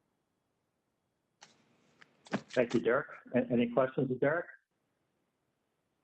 Seeing none, thank you for your deputation, Derek. Julie, can you put on Jennifer Chambers, please? Yes, Jennifer, you should receive a request to unmute now. Press *6. There you go. Thank you. Sorry for address the Mental Health Strategy Implementation Report. And I'm here as Executive Director of the Empowerment Council. The Empowerment Council is a peer-run organization that acts as a voice for people with mental health and addiction issues. In that capacity, I'm adding a note that having heard the previous presentation on officer wellness, you might consider that when there's discrimination based on having mental health issues within the service, it will also affect how people are treated with mental health issues by the service. It's rather discouraging to hear prejudice must be accommodated with off-site mental health care, although I thoroughly support all officer wellness initiatives. I hope mental health depression is also being vigorously attacked. To get back to my main presentation. The Empowerment Council was one organization consulted in the development of this strategy and is aware of the current work in the area. When commenting on the work done in the fulfillment of the strategy, we also commend the Toronto Police Service for having adopted the strategy and the standard of service and community engagement that it represents. The feedback below is detailed and represents a need for a more detailed examination of the fulfillment of these categories. The most consistent point is that community involvement in training has fallen by the wayside in the last 3 years, both in terms of reviewing of training and delivery of training. Community members such as Dawn Marie Harriet of Voices from the Street would like clarity in what the criteria is for passing de-escalation skills, among other things. Meaningful community involvement in training delivery can only occur if the resources are provided for community involvement. Best evidence clearly indicates the best way to address bias is direct engagement with the community members towards whom the bias is directed. This means people from the Black community and people who have lived experience in mental health issues who are also skilled educators. I'm going to touch on a few of the points below because some of them are questions. Regarding conducted energy weapons, question how de-escalation is being defined and evaluated in these instances. And I want to emphasize that demonstrated force is not de-escalation. It is threatening, and it needs to be recognized that this is the case. You might consider this when reviewing the CEW report today. Mental health training does not necessarily mean a person has empathy, respect, or compassion. So hiring based on this is not sufficient. There needs to be a screening tool to also assess for those qualities. Question, there's an indication that mental health awareness and suicide prevention is being taught to newly promoted supervisors, and I hope that there's a plan for that to reach all supervisors.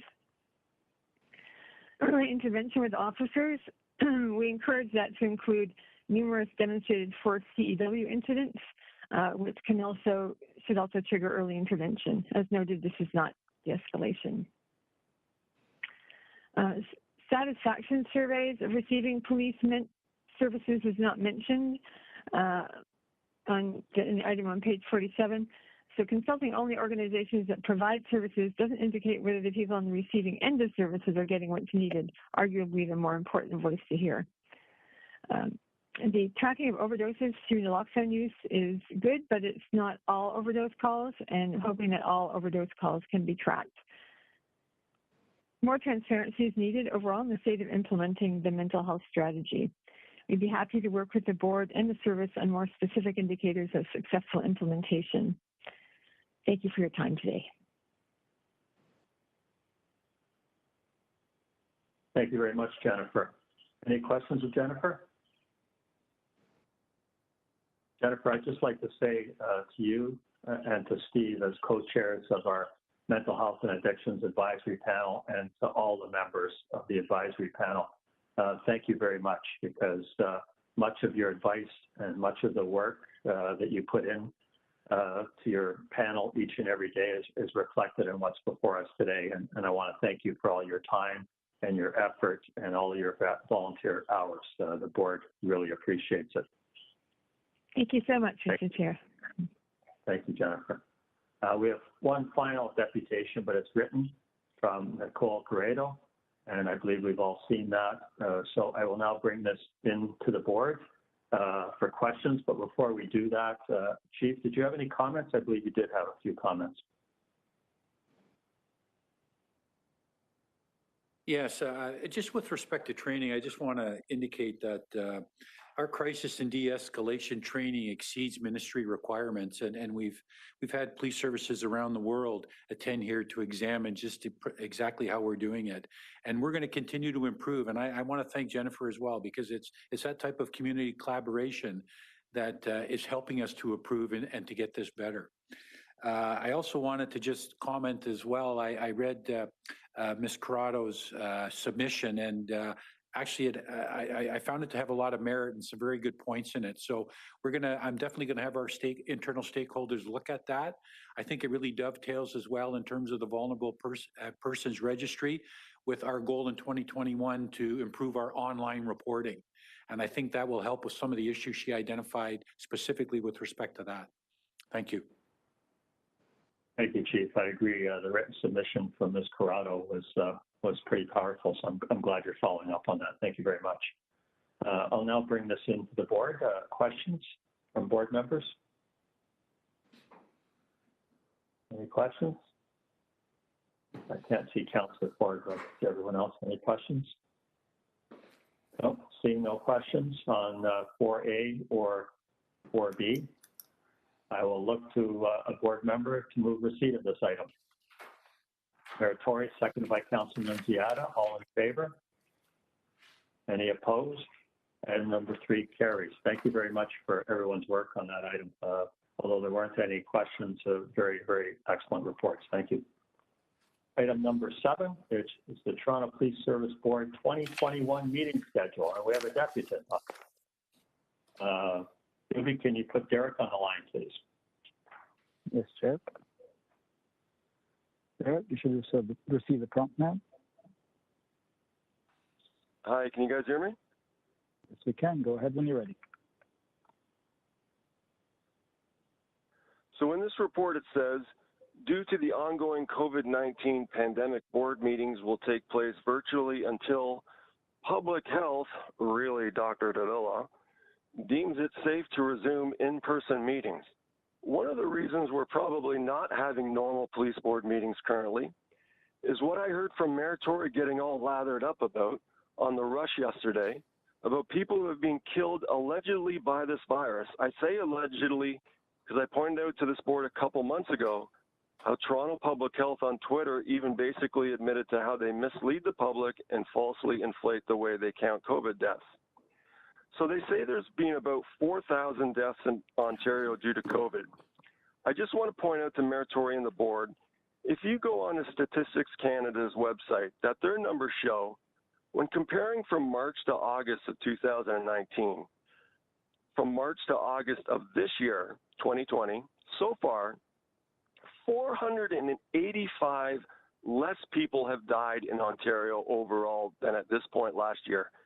Not an extra 4,000 deaths, mind you. You'd think that there'd be at least an extra 4,000 deaths, but there isn't.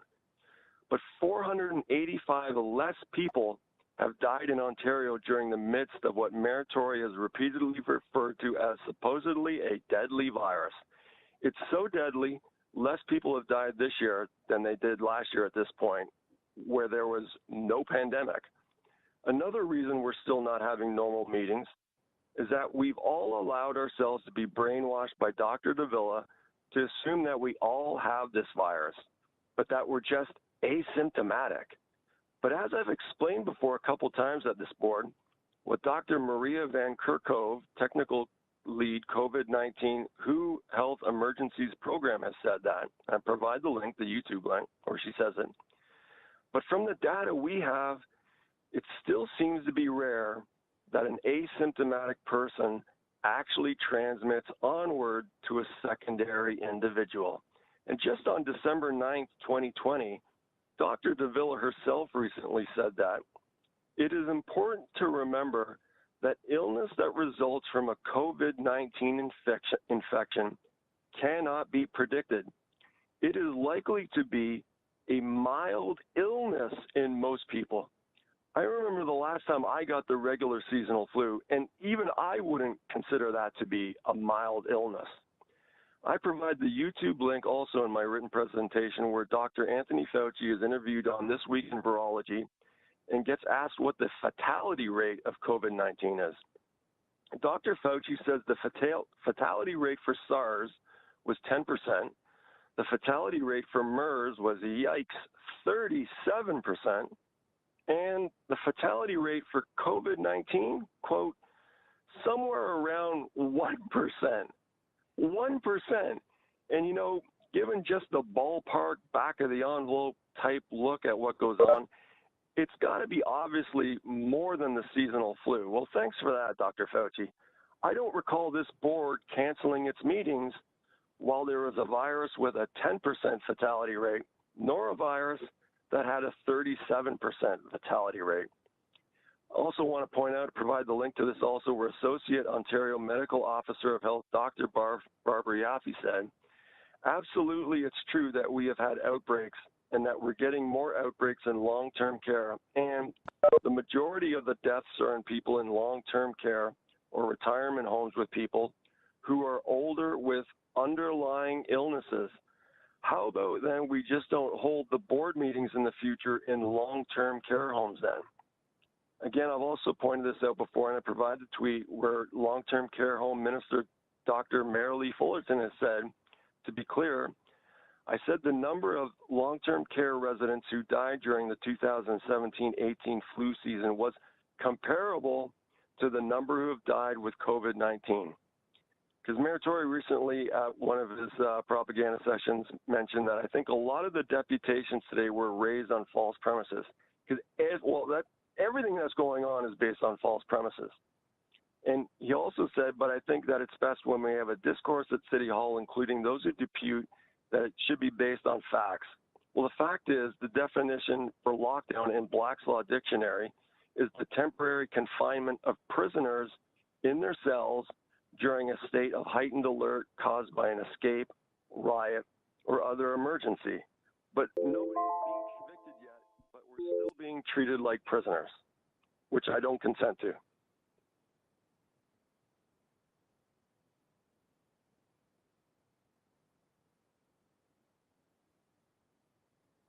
Hello? Mr. Chair, you might be on mute. Any questions of Derek? None. Derek, I'm tempted to ask one, but I'm going to bite my tongue and just wish you Merry Christmas and Happy New Year. Hey, Happy New Year, Merry Christmas to you, Chair Hart. Love you. Okay, take care. I'll now bring this item into the board. Can I have a motion to approve item number 7, our meeting schedule? Councilor Nunziata, seconded by Ms. Kostakis. All in favor? Any opposed? Item number 7 carries. We now move forward to item number 8, which is City Council items. And I believe we have a deputation, Mr. March. Maybe if you could put Mr. March on, that would be terrific. Yes, Chair, Mr. March, you received a request now to unmute. Please tap star 6. Can you hear Hello, me? can you hear me? Yes, we can. Go ahead when you're ready. Hello, Board. Thanks for taking my deputation. This is Louis March from the Zero Gun Violence Movement. It's a collaboration of over 40 different organizations, agencies, and programs across the city of Toronto dedicated to this fight for zero gun violence in our city, not only for some people, but for all. Today, I want to speak about item number 8. At the October Police Service Board meeting, I spoke about the effect of gun violence in communities in Toronto and what the lack of coordination and collaboration in the city of Toronto and its agencies contributes to furthering this ongoing gun violence and public health crisis.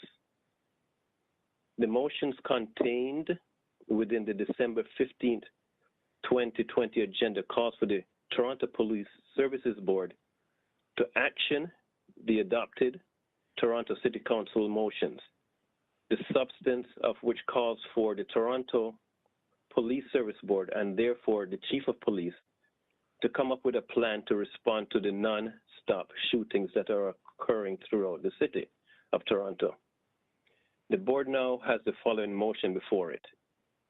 Request that the Chief of Police take Council's motions into consideration in the further development, refinement, and implementation of the service's approach to gun and gang violence, and provide an overview to the board by the board's February 2021 meeting of the specific actions and initiatives, both proactive and enforcement driven, the service has undertaken to address gun and gang violence in the City of Toronto, and in particular in Lawrence Heights.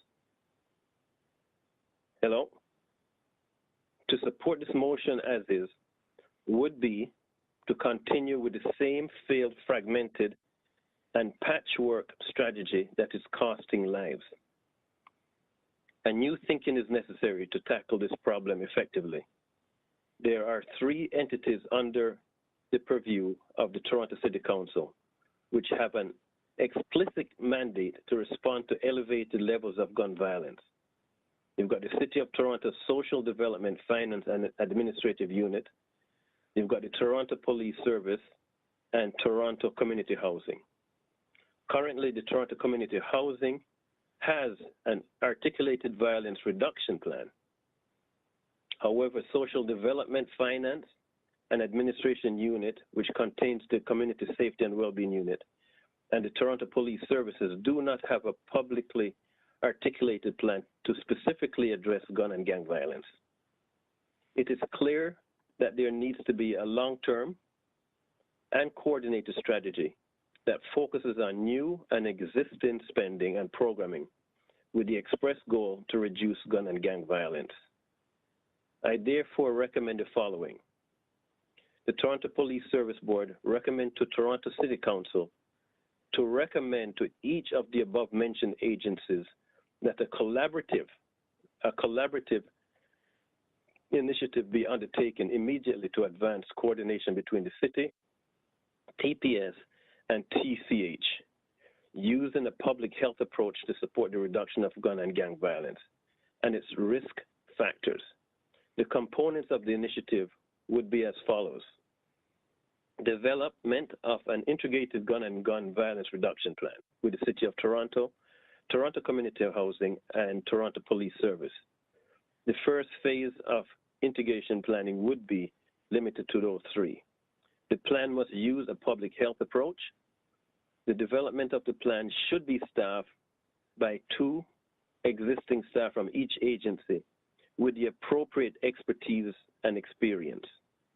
The plan should be designed to optimize and organize new and existing spending. The plan should be built to support the forthcoming community safety and well-being plan, but be separate and distinct and designed for immediate action.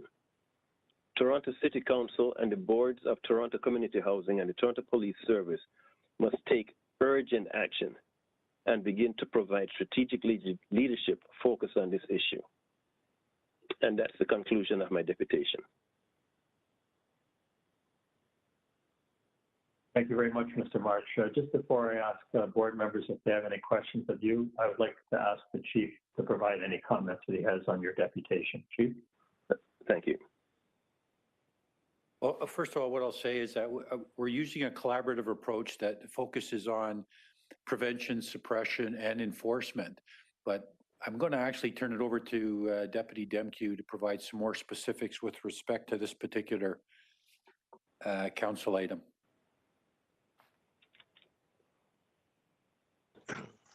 Chief, thank you. Members of the board, Mr. March, and those watching, I appreciate the opportunity to speak about what is clearly a pressing issue for us in policing in the communities we serve. Our gun and gang violence strategy is really underpinned by, as you've heard, 3 components would be the best way to describe it. And the most important and first one I'll speak to is prevention. And prevention, you will note, is woven throughout all our activities. It's embedded in everything we do, and we recognize that prevention and the collaboration that evolves, the collaboration that's required for successful prevention is something that is something we're very much engaged in. Our gang exit strategy and Project Engage 416, for example, is a product of collaboration with key stakeholders and the communities where we strive to provide the earliest possible opportunity to help young people disengage from at-risk behavior that leads young people down the path towards gang life and the ensuing gun and gang violence. And that is a very embedded focus of ours through everything we do, and has been done in collaboration with our communities and key stakeholders in the communities most impacted by gun and gang violence. As well, this is very much focused on the wellness and well-being of young people and the families that our police officers encounter on a daily basis in their activities. The second key component is suppression. And this is really about a proactive and positive engagement approach of building relationships in the communities where we know there's a risk due to gun and gang activity and violence. What we try very hard to do and have been successful in doing is leveraging our intelligence-led processes that help us identify areas where our presence and the building of relationships and building of trust and confidence in police would serve us best to disrupt the activities of gangs, and in particular, the retaliatory nature of some of the gun and gang violence. So we try very hard to be in those communities, building meaningful, trusting relationships, collaborating with communities in advance of the gang activity that befalls communities. And the final item or element of our strategy is enforcement. And I will tell you, our enforcement has very much evolved over the years to become a very surgical and precision-based approach. We really understand and have heard from our communities and have understood from our own investigations that more arrests is not necessarily the answer. Making the right arrests at the right time is our focus, and we work very hard to do that in collaboration, not just with our policing partners, but with the communities we serve. And again, in the suppression and enforcement activity, there's an important element woven throughout it. And that is that our officers are very focused on prevention. All the officers involved in these activities understand what at-risk behaviors are, what families would benefit from as it pertains to referrals. They are prepared and do offer referrals to both families and young people in an effort to provide the supports that are necessary and provide an approach that is focused on the wellness and well-being of the communities and preventing activities, leaving enforcement to be only when necessary and very much a surgical and precise activity. This comes from a long history of us learning the social costs of policing, and we understand the absolute merits of preventative and collaborative approaches that focus on the well-being of our communities and our relationships in our communities. And we have woven that throughout our gun and gang strategy. We're very much committed to working with the city on a community well-being planning that is going on.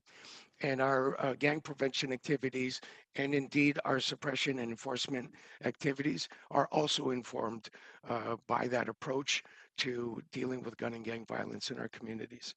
So I hope that helps provide some explanation as to our approach to gun and gang violence from a high level, but that is the strategy the Toronto Police is engaged in, and frankly have had success doing most recently, and we're looking forward to continued iterations and improvements of that as we learn as we go to make things better. Thank you very much. Now I'll now bring it into the board to ask any questions of Mr. March first, and then of the report itself. Ms. Kostakis, you have a question, Mr. March? Mr. March. Hello. Hi, Mr. March. I was wondering, from your opinion, where does any community agencies or other experts that are out there, because it does take a village to address such an issue as well, where do you see them fitting in? As you know, there's some lived experience and there's a lot of work that's being done out there by even smaller grassroots organizations or other individuals that do have some positive and desired outcomes related to this issue. So where, in your opinion, do you see them fitting into the strategy you spoke about? That's an excellent question. As we work across the city, from one community to another community, there's variations in how the organizations work, the services that they provide, and how they work together or do not work together. And I think that's one of the challenges, is that one answer that might work in Laurentide might not work in Regent Park, and it might not work in Jane and Finch, because the organizations, they have their own culture from those communities. So there's not one size that will fit all, but they are an integral part of the strategy in that they are on the ground. They have connections within the communities itself. We see a lot of activity, a lot of work being done, but sometimes the maximum benefit can only be achieved if the organizations can work closer together. And that's going to be a challenge, because some of them can and some of them cannot. I'm not sure if this is answering your question, but the community engagement is one of the critical pieces. I always say that the first word in community safety is community. So there has to be an understanding of the communities, the players, the gatekeepers, and how do we incorporate them into a strategy that changes from one part of the city to another part of the city. I agree with you wholeheartedly. I think it's just moving forward. It's not an easy question to answer, as these collaborations, a lot of them need to, and I've worked in the areas that you've talked about as a social worker in my 30 years, and specifically with gangs and guns and violence prevention as well. So I think it's really integral in, like you said, the three organizations that are coordinating piece and collaborating with the strategy of collaborations that eventually should lead into partnerships. There's a difference between collaborating and partnerships in moving this forward to have that impact and having all stakeholders involved. So look forward to, I guess, continuing this conversation and also with your guidance and expertise as well. It's respected. So thank you. Thank you.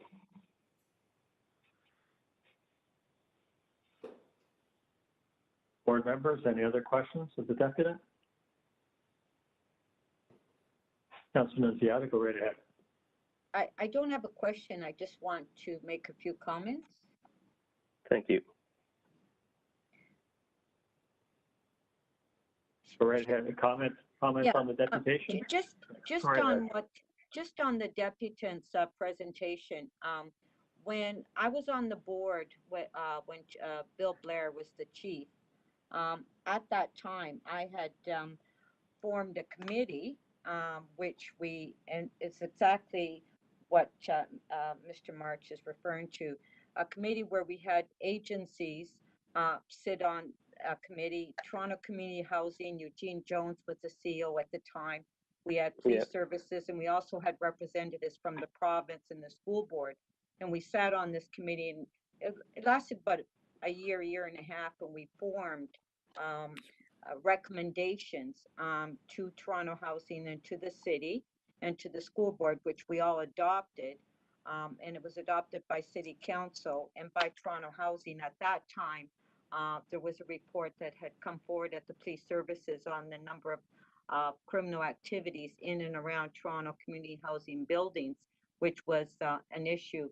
And in my opinion, it was a very successful committee, and the report that was submitted in and adopted by the board and as well as the city.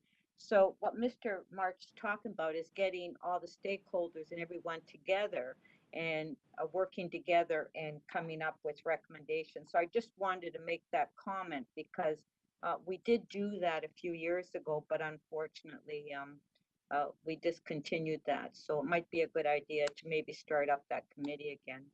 I just wanted to make that comment. Thank you, Councilor Natiana.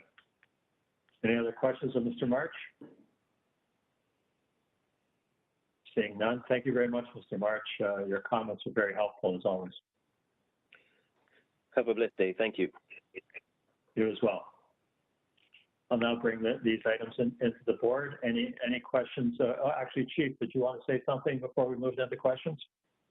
Yes, I just wanted to emphasize that on the prevention side, you know, we have an ongoing partnership with the city in the development of the community safety and well-being plan, and that also includes a complete redesign of our community programs unit with really that focus on public health. So, and again, I just wanted to take a second to emphasize that we are working in partnership with the city on that, and so we're not doing this on our own. Thanks, Chief. That's helpful. Board members, questions? Seeing none, I can't see everybody. Ryan, are there any questions that I maybe can't see? I just have one question, Chief. I just have one question, Chief. I know you've changed strategies recently. Can you tell me how you're measuring success? Have the statistics changed in any way, shape, or form? You know, we've heard from a lot of people about shootings in Toronto, but I'm just wondering if any of that's changed. Do we have any statistics that would bear out different trends than what we've heard? Yeah, actually, you know what? For a year that was trending significantly higher this year, as much as 40%, we have actually improved, so that we're currently down approximately 3%. Actually, I'll turn it over to Deputy Demke because he's got some more. He'll have some more fulsome statistics to answer that question for you. Myron, can you do that, please? Yes, thank you, Chief. Chair, as the Chief said, we were trending in the city upwards very significantly earlier in the year. There was a very deliberate change in strategy as it relates to our efforts in all those areas that I spoke of earlier: prevention, suppression, enforcement. And as it relates to enforcement, a very strong focus on surgical, precise, the arrest and apprehension at the earliest opportunity of those who were causing harm in our communities. So the trend has changed. We are, as the Chief said, down 3% year to date as it relates to shootings as a whole. The one number I would like to focus on is as it relates to people being injured by gunfire. That is year to date down by 55 injuries, persons injured, which translates to 24% reduction year to date of people injured by gun violence, which I think is a very good indicator and something we measure. As it is, when you ask about how we define success, one of the things we look at are numbers of people injured due to gun violence, the number of guns, number of shootings, etc. That number is particularly indicative, we believe, of some positive indications that our efforts are turning the tide in the direction we'd like to see. And we're hopeful that that continues. But a 24% reduction year to date on persons injured by firearms. Thank you, Deputy. I hope everybody heard that. So we were up 40% in shootings earlier in the year, and now we're down 3%. So that's a 43% turnaround. And individuals injured were down 24%. So your change in strategy has shifted shootings by 43% to date, and injured people down 24%. I think those are important numbers for anybody out there who's listening to this meeting to think about, because under your leadership, Chief, and the Deputy, things are changing, and I think it's important for everybody listening to this meeting to hear that. Well, and I think, you had a question. Mr. Chair, Mary Corey, go ahead first. I'm just going to say beyond that, I believe it certainly seems as if the solve rate on some of these, or whatever you call it, the rate at which someone is apprehended in regard to some of these incidents is also seemingly, it certainly seems to me like it's higher as well. So but I just want to join you in commending the command for what I think has been a noticeable. I get I think you probably do, Chair. I get a text from the chief every morning at 6 o'clock, which also means that he's up on the job at 6. I have no doubt he's probably up at 4. But the number of nights, and I don't want to say this, the worst thing you can do is talk about the Q word, quiet. But the number of nights where he says to me, no significant events to report, gladdens my heart for the sake of the people of the city and the police service.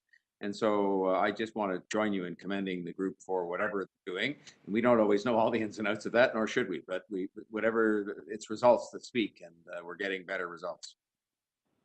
If I could just jump in, Chair. I think we both noticed those emails going down significantly. Those 6 o'clock emails have certainly changed. And I appreciate that comment as well. Chief, did you want to say something? Yeah, I just wanted to say, and thank you for the acknowledgement there for the team, but we're not, I just want to emphasize too, again, we're not just driven by numbers. We're really driven by our overall commitment to working in partnership with the communities. And that's really which is contributing to this success. And Chair, if I may, one more comment. It was very interesting to me, and the chief was there. And, I mentioned this in the media because it is something that I think is worthy of commenting on. When I was up at Jane Finch in the wake of that terrible shooting of that young boy, the people there, they gave me lots of input on things we weren't doing as well and lots of criticism, but they specifically said to me that the community neighborhood policing initiative was making a positive difference and they wanted to see more of that. And, I think this gets lost sometimes in all the discussion about budgets and whatnot. But there's something that the residents said to me, they noticed, they liked, they embraced, and I think that's very much worthy of note as well, because it speaks to what the chief was just talking about. Thank you. That was important. Well, Ms. Kostakis, I think you had your hand up first, and then Councilor Nunziata. Ms. Kostakis. Thank you, Chair. Yes, I think I'm just echoing what the chief just mentioned. I think it's really important to mention the community piece of it, and not just always mentioning. And it's not that it's not only about working with the city and the Toronto Police, because it does take everybody. The safety is crucial for everyone, the public to be involved in as well, and to have that it's part of the ownership and that contributing factor. But it's also the trust piece, building that trust.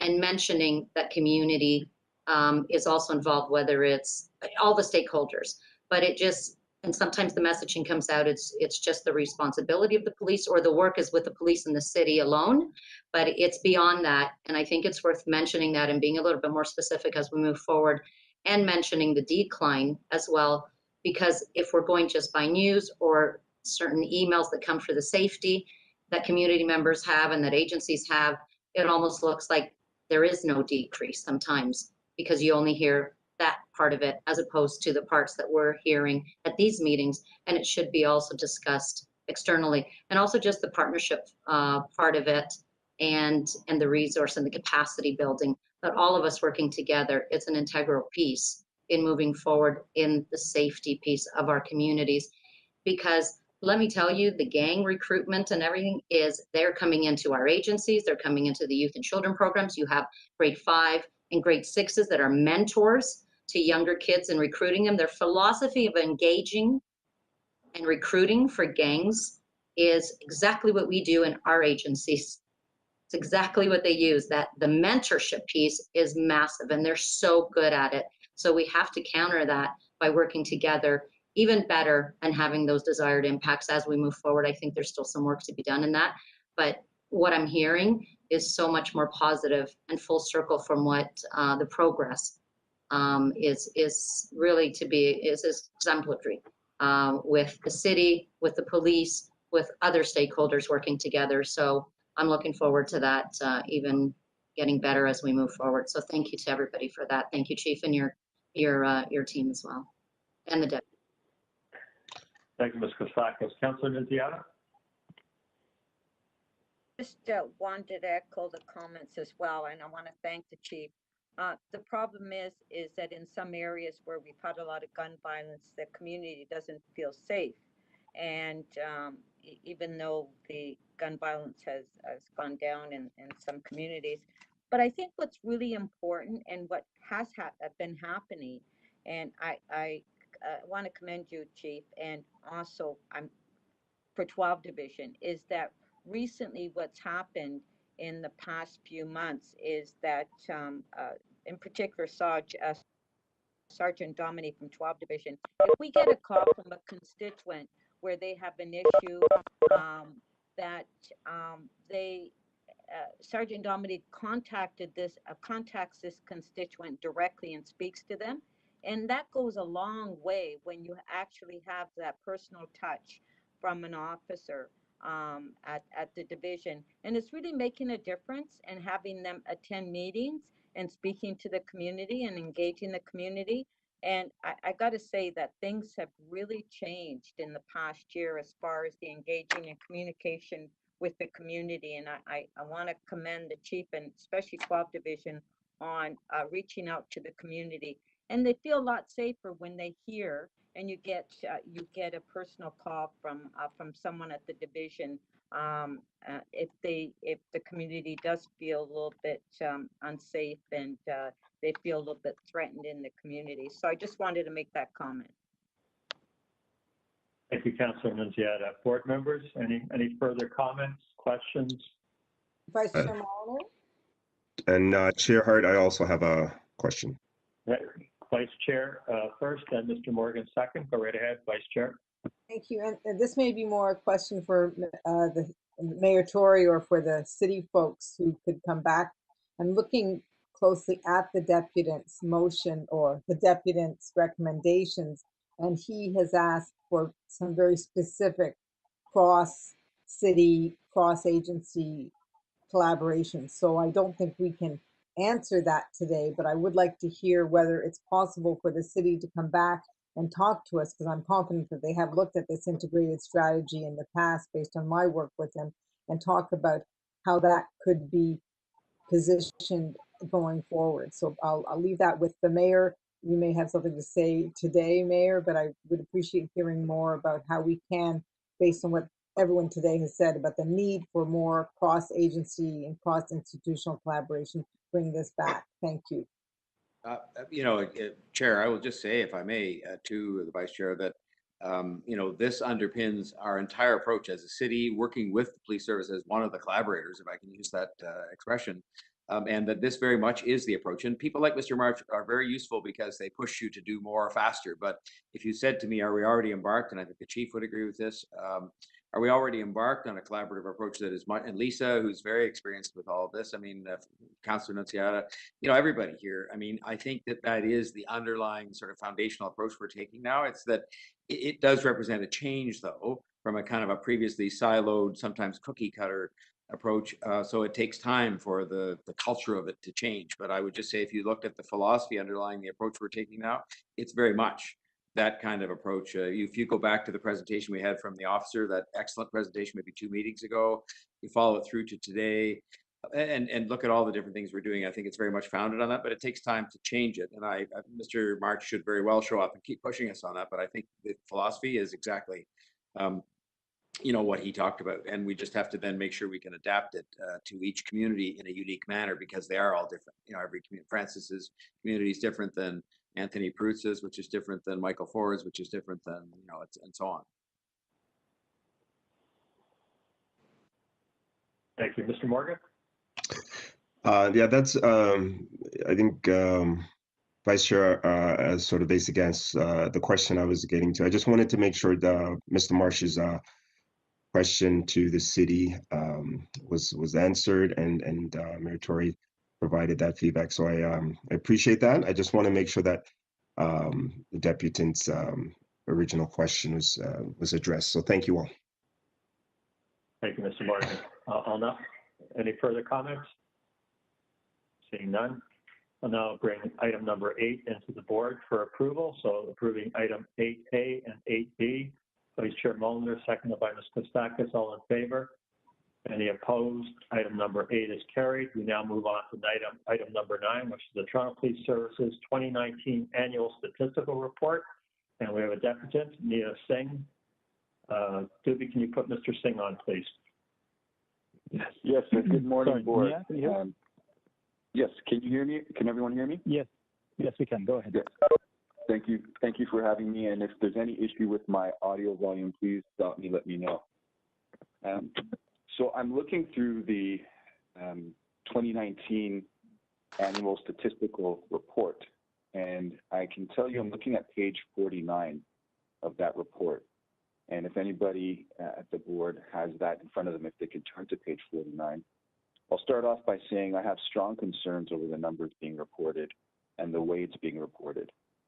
We know between 2008 and 2011, there were over 1.25 million cards filled out involving 788,000 people. And it is extremely hard to believe that within 5 to 6 years, that number drops to 25, then to 1, then to 3. It is unfathomable to think that only 3 people were asked their name and identification outside of a criminal interaction. And when I say it's unfathomable, I mean when we compare the numbers, it's just unrealistic for it to drop that way. So what is happening is either there's been a phenomenal improvement or adherence to the law and police officers are not doing this, or there's been an underground movement of this practice where police are still doing this and not reporting it. And I would unfortunately believe the latter is more appropriate of an analysis in regards to the situation. And when I start looking at this report, it says in 2017, the number of attempted collections is 25. And then there's 23 that says it was collected. But this is where, on the 4th line, is where I start getting concerned with how this is reported. It says the number of times the individual was not informed he was not required to provide identifying information to the officer because the informing the individual might compromise the safety of an individual. That's a very technical aspect of the interaction. So basically, this stat is basically saying how many times were they not informed that your safety is involved, so I'm not going to give you a receipt. It's almost convoluted in the sense it's getting you a 0, but it's most likely going to be a 0. The correct question should be, how many times did an officer inform someone that they're not required to provide information? That is what was one of the major pieces that was discussed at all the carding deputations from 2013 going forward. It's the informed consent. And in the regulation under section 6.1a states, a police officer shall not attempt to collect identifying information about an individual from the individual unless the police officer, in accordance with the procedures developed under section 13a, has informed the individual that he or she is not required to provide identifying information to the officer. That gets you the direct answer that I think publicly people want to know. And at least if you still need the other sections, that should absolutely be the first section in that area, because I want to know how many times officers have complied with it, because that's a huge piece. Now, as we go down, there's a section that says number of times an individual was not given a document because the individual did not indicate they wanted it. That's 14 times. So apparently 14 times individuals did not say they wanted it, so they weren't given. But the regulation says an officer has to provide, they have to notify them that they can get it. So there's a problem there as well. We get down to another line number of this analysis that says the number of determinations made by the chief, entries of identifying information entered into the database which complied with section 5 and clause 9.4a. Now, for those who aren't familiar, section 5 is a police officer shall not attempt to collect identifying information about an individual from that individual if any part of the reason speaks about their race or they're looking for something. And you know, I don't want to go through each detail, but that's generally what it's talking about. And then 9.4a, this is collected information in police databases. This section applies with respect to the inclusion in databases under the control of a police force of identifying information about an individual collected by a police officer from the individual.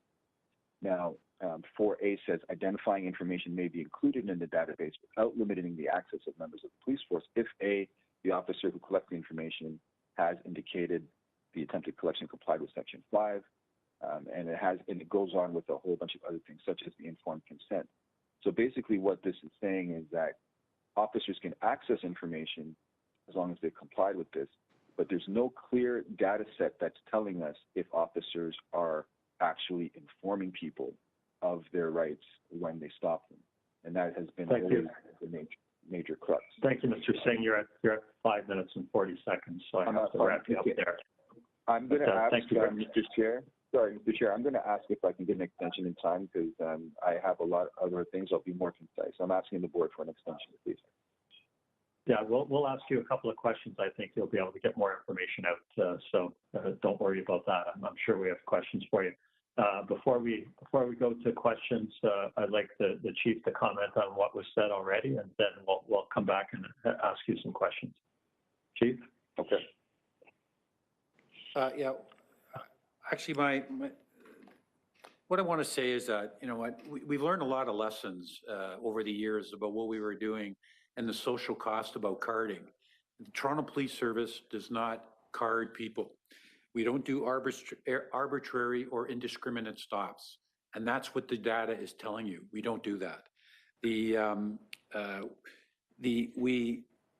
There's a new procedure, of course, as we're aware, the regulated interactions, and that is complied with, but it really speaks to what the essence of what carding was, which was indiscriminate and arbitrary stops, which we are not doing. We'd like to engage the public in an effort to build trust. What we do as an organization now is we're leveraging our neighborhood officer program. So that now what we're doing is we're building trust, engaging, communicating with the members of the community, and voluntarily receiving information and discussion that may be useful in investigating crime or pursuing a suspect or something of that nature.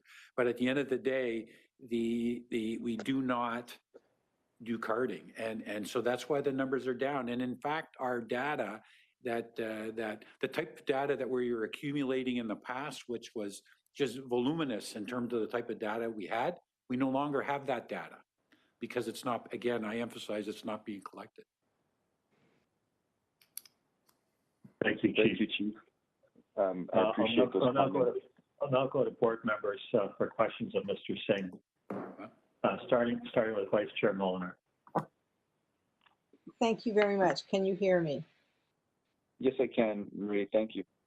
Thank you very much for your deputation. And I think, like many of us, you have honed in on the big question, and the chief has given us an answer. And I'm confident that the answer is honest. But what I don't know, and you did not speak to this, is what is the community telling you about what's actually going on? Do they feel that, in fact, the arbitrary arrests or the arbitrary stops, indiscriminate and arbitrary stops, are not happening anymore? What's the word on the street, so to speak?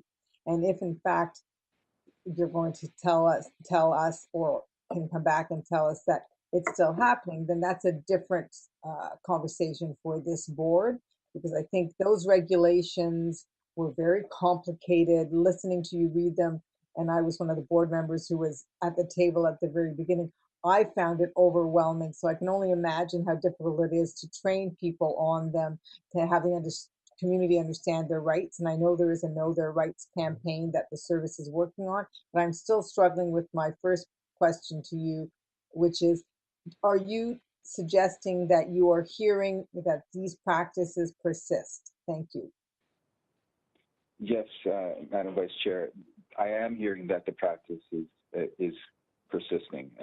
As a criminal defense lawyer, I come across a lot of cases which involve stops and questionings, and members of the community have come forward to me and explained to me that they are being asked for their identification and they're not receiving receipts. And I even witnessed one in 2017, April 5th. I have the notes right here if anyone wanted me to read them, but it was a stop where a passenger in the back seat was now asked for their name and had to provide their name. And when I told them, tell the officer that's carding, it's illegal, the officer says, oh, tell your lawyer it's not carding.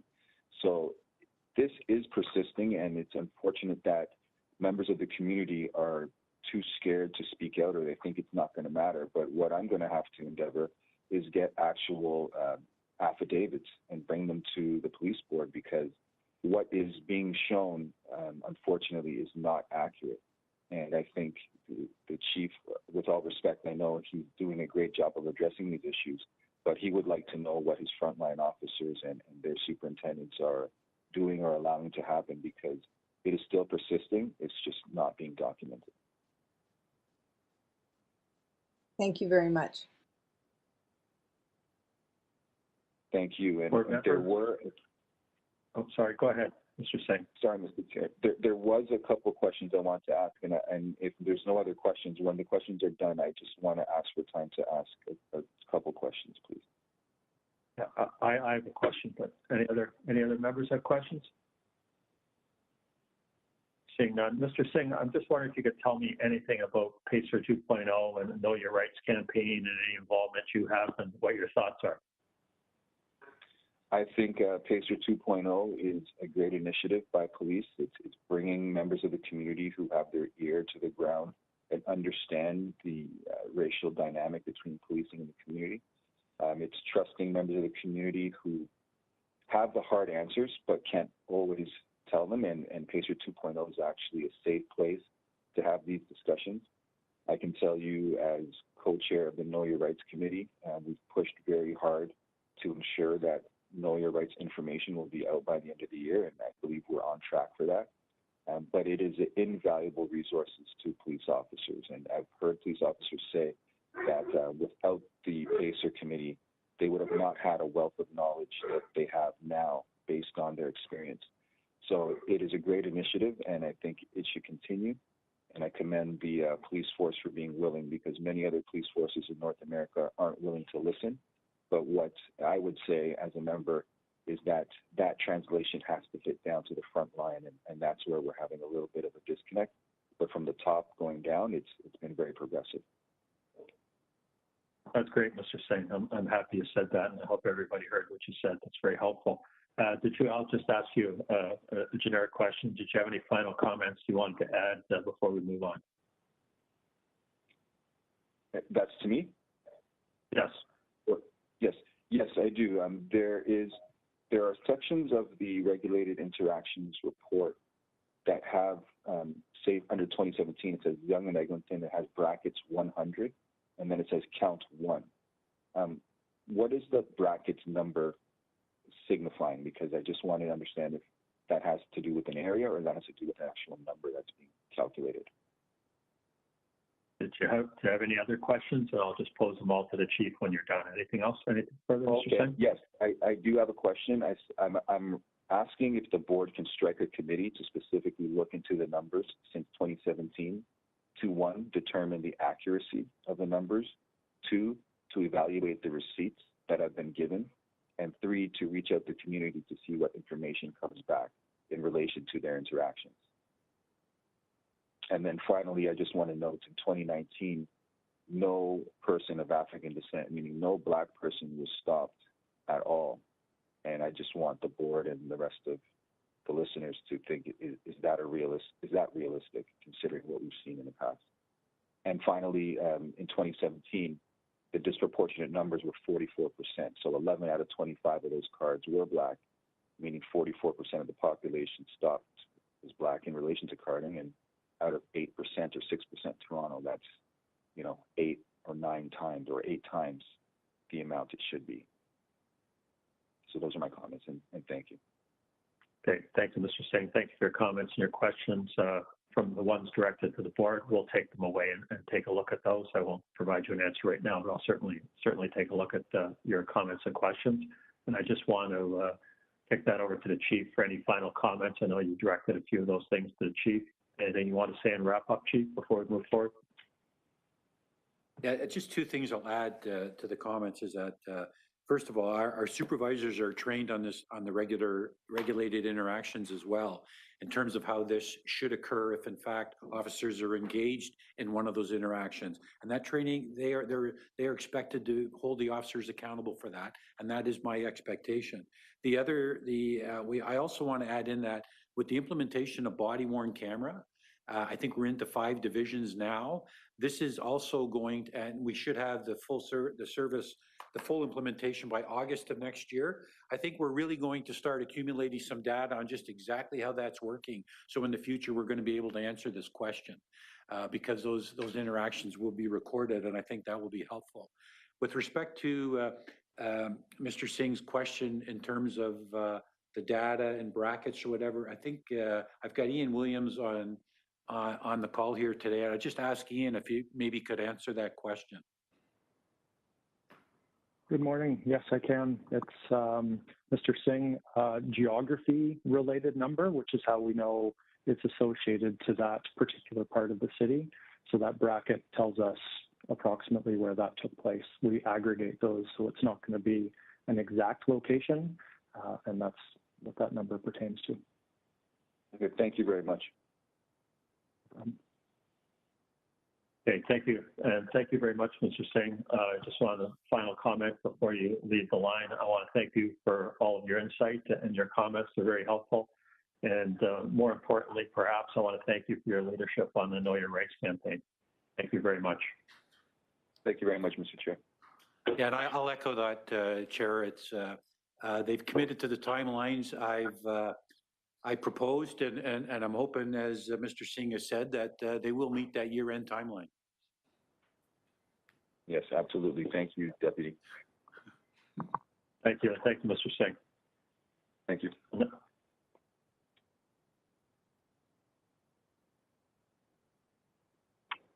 Mr. Chair, I think you may have hit the mute. You'd be right. Thank you, Mr. Deschner. I'll now bring this into the board. Any questions, board members? Ms. Kostakis, go right ahead. Thank you. Chief, can you just elaborate a little bit on how the public can use this information to help them understand what's happening in the city or even in their own neighborhoods, and how we can maybe empower the communities to engage with the open data? Actually, we've got a very progressive open portal there now that even is permitting some analysis, easier analysis, but I'll let Ian speak to that because he certainly is the authority on it. Ian, if you would, please. I can, absolutely. Thank you. That's great question, because I think that speaks to a lot of the approach that we've been taking using data on the Public Safety Data Portal. It also touches on a number of the recommendations from the 81 police reform items which we've been undertaking. And so the annual stats report is perhaps just one example of our approach moving forward to engage more, both internally and externally, in the use of analytics. And so I think really everyone who's here today sees virtually every board item includes some level of analytics, and increasing, in fact. And that speaks a lot to the use of analytics by the chief, all of our command, and increasingly command members. The public has that expectation moving forward as well. And so with that, one of the areas that the CIO has challenged me to be able to bring my team to support more is a framework that will allow for more community access to analytics, and for all of our internal members to have a very similar level, or pertaining to their goals, level of analytics available to them. And so the annual statistical report, I won't get into a demonstration right now, but when you spend some time looking at that, it provides open data in the true definition of open data. And that's equally shared with the City of Toronto site. So for people who would want to engage, download data, to use it to create their own understanding of a pattern or a trend, that's absolutely available. But increasingly, what we've been working to do is to produce actual analytics products. So dashboards and maps that are interactive and allow for discussion, an ongoing discussion, like the one that we're just having with Mr. Singh, or the one that community members would bring up on an ongoing basis. So when we transition the annual statistics report from a static PDF document to what it is today, it's allowing for that interaction and that discussion and decisions to be made in real time. So instead of just having that one product that's produced at the end of every year that answers as many questions as a static document could, this format allows for a full interactive discussion and decisions to be made very quickly and dynamically. We all now experience the level of dynamic decision-making that's required, and this is what we're looking forward to engaging communities with and actually co-designing analytics products with community members based on areas like mental health, for example, and persons in crisis. That's a perfect area right now that we're undertaking alternative response strategies around. And so much of that is based on a common understanding of the data. Where does this demand sit and which organizations are being impacted by that demand? Do they have the capacity, and what does that look like today versus planning a year or two out from now? So those are the things that we would like to really engage in co-designing analytic solutions for community members to participate in based on those things that most impact them. And that could be the variety of community safety and well-being areas, but they could also be very specific to an organization that has a mandate and a specific service offering. And so that is where we're moving towards. And I think today, in part, that's present, but we fully expect that to be increased as we go forward. Thank you. Okay, thank you for that, Ian. And also just on, it's one thing to have the access to it. It's another thing for people to understand it. So I think that's where we need to step up as advocates and other agencies to help the community navigate the system, but also in navigating how they can be engaged and how they can contribute. And not that people don't understand, but not everybody does. I mean, our staff included. It's part of that educational piece of it that we could also support the community in that engagement with you in having that. So thank you. Absolutely. Thank you. Board members, any further questions? Seeing none, hearing none. Anyone wish to speak to this item? I'll bring this into the board. Can I have a motion to receive item number 9? Ms. Kostakis, second by Councilor Nunziata. All in favor? Any opposed? Item 9 is carried. We'll now move forward to item number 10, which is our last item on the agenda, which is the May 1st to August 21st, 2020 use of CEWs, and Mayor Tory held that item. We have a written deputation from Nicole Corrado, which we've received, so I want to thank Nicole for that. And Mayor Tory, over to you. Yes, thank you, Chair. I just had a couple of questions. First, there's just a little paragraph, but I think it's an important one, and it's headed up, I think, effectiveness in dealing with people in crisis of using the CEW. And I wanted to sort of know, because it talks about how it's 80.5% or something, effective. And I wanted to sort of just probe what that meant and what we were seeking when it was people in crisis. And I'll ask the second question too, because they may well all tie together. I don't know. But there was also then later on in the report a reference to the fact that sometimes there's an over-reliance in, I think the way I read it was an over-reliance in demonstrated force presence. So which I guess is you pull it out and you sort of show that you've got it and not actually using it, but it's nonetheless kept track of as a use of lethal force or something approximating that. And I just wanted to, just get a little bit of context for those two things. How much of a problem do we think this demonstrated perhaps overuse or over-reliance on demonstrated force presence is, because it talked about training people on that. And then on the sort of effectiveness, if that's the word that's used in the report on dealing with people in crisis, I just wanted to get a bit of context in that, because I think obviously, one of the reasons I supported a broader distribution of the CEWs is because it would result in something better than sometimes was happening for people in crisis than the alternative. But you want to make sure it's not being overused. So just those would be my questions, and happy just to hear a little bit on that, if we could, sir. Deputy Coction, are you available there? Yep. Yes, thank you, Chief. Okay. So a couple of things from a context standpoint, Mr. Mayor, and I hear what you're saying. we track more than any other agency I've ever seen internationally, and we've looked. So when we talk about demonstrated force presence, and we certainly heard someone make a deputation say about what that means from a community standpoint. I don't know anyone else that's tracking that. It is. I'm going to use the word effective, but it's not the right word in the sense that when we talk about what's a successful resolution, what we're looking to do is de-escalate the situation, not having to go to a higher level of use of force when this doesn't work, and then resolve the situation, whether that's bringing someone under arrest, whether that is taking someone to a hospital or otherwise, although those are the two most common outcomes. So yeah, you will see that about 70% of the time, and if you look year over year, and we've gone even 1 year further back, it's about 70% of the time that just showing that the officer has a conducted energy weapon and that is a possible option for the officer tends to de-escalate the situation and bring the person down. I take heed to what the deputy said earlier, in that it does have a psychological effect. Certainly, that is one outcome, but we do track it in a way that other services don't. And so yes, 70% of the time, approximately, we do see that the situation is resolved as a result of just showing that they have the CEW. Thank you. Thank you, Deputy. Board members, any other questions?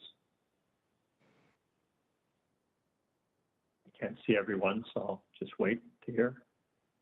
No? Anyone wish to speak to this item?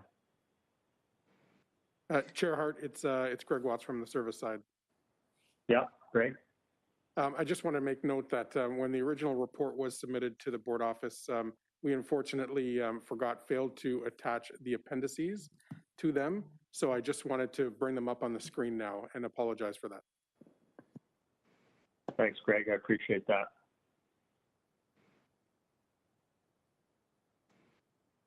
I'll let members digest those to see if you have any questions.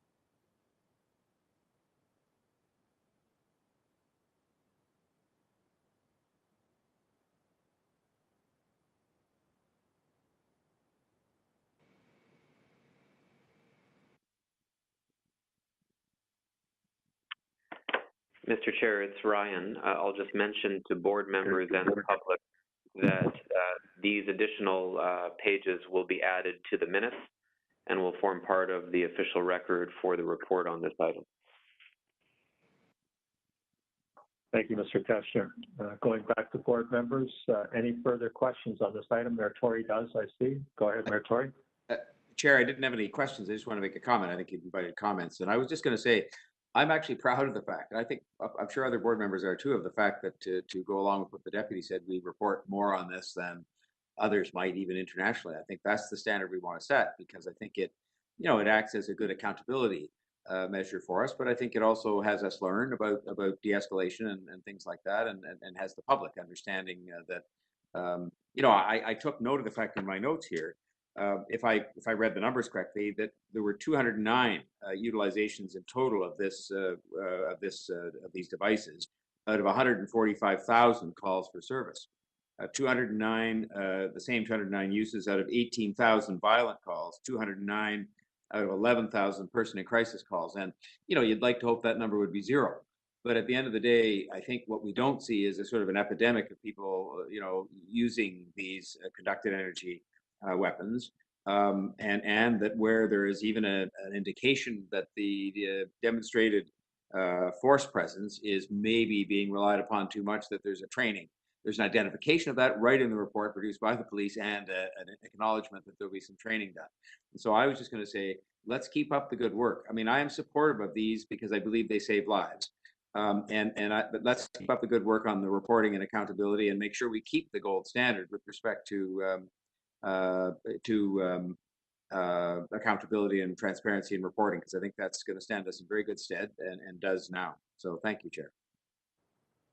Thank you, Mayor Tory. Any comments from other board members?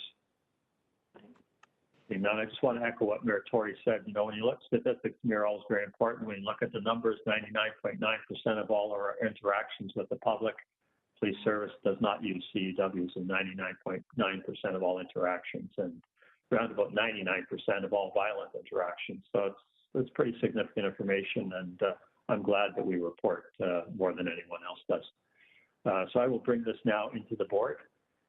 So item number 10, which is the May 1st to August 31st, 2020 use of CEWs. Can I have a motion to receive item number 10? Mayor Tory, can I have a seconder? Councilor Nunziata, all in favor? Any opposed?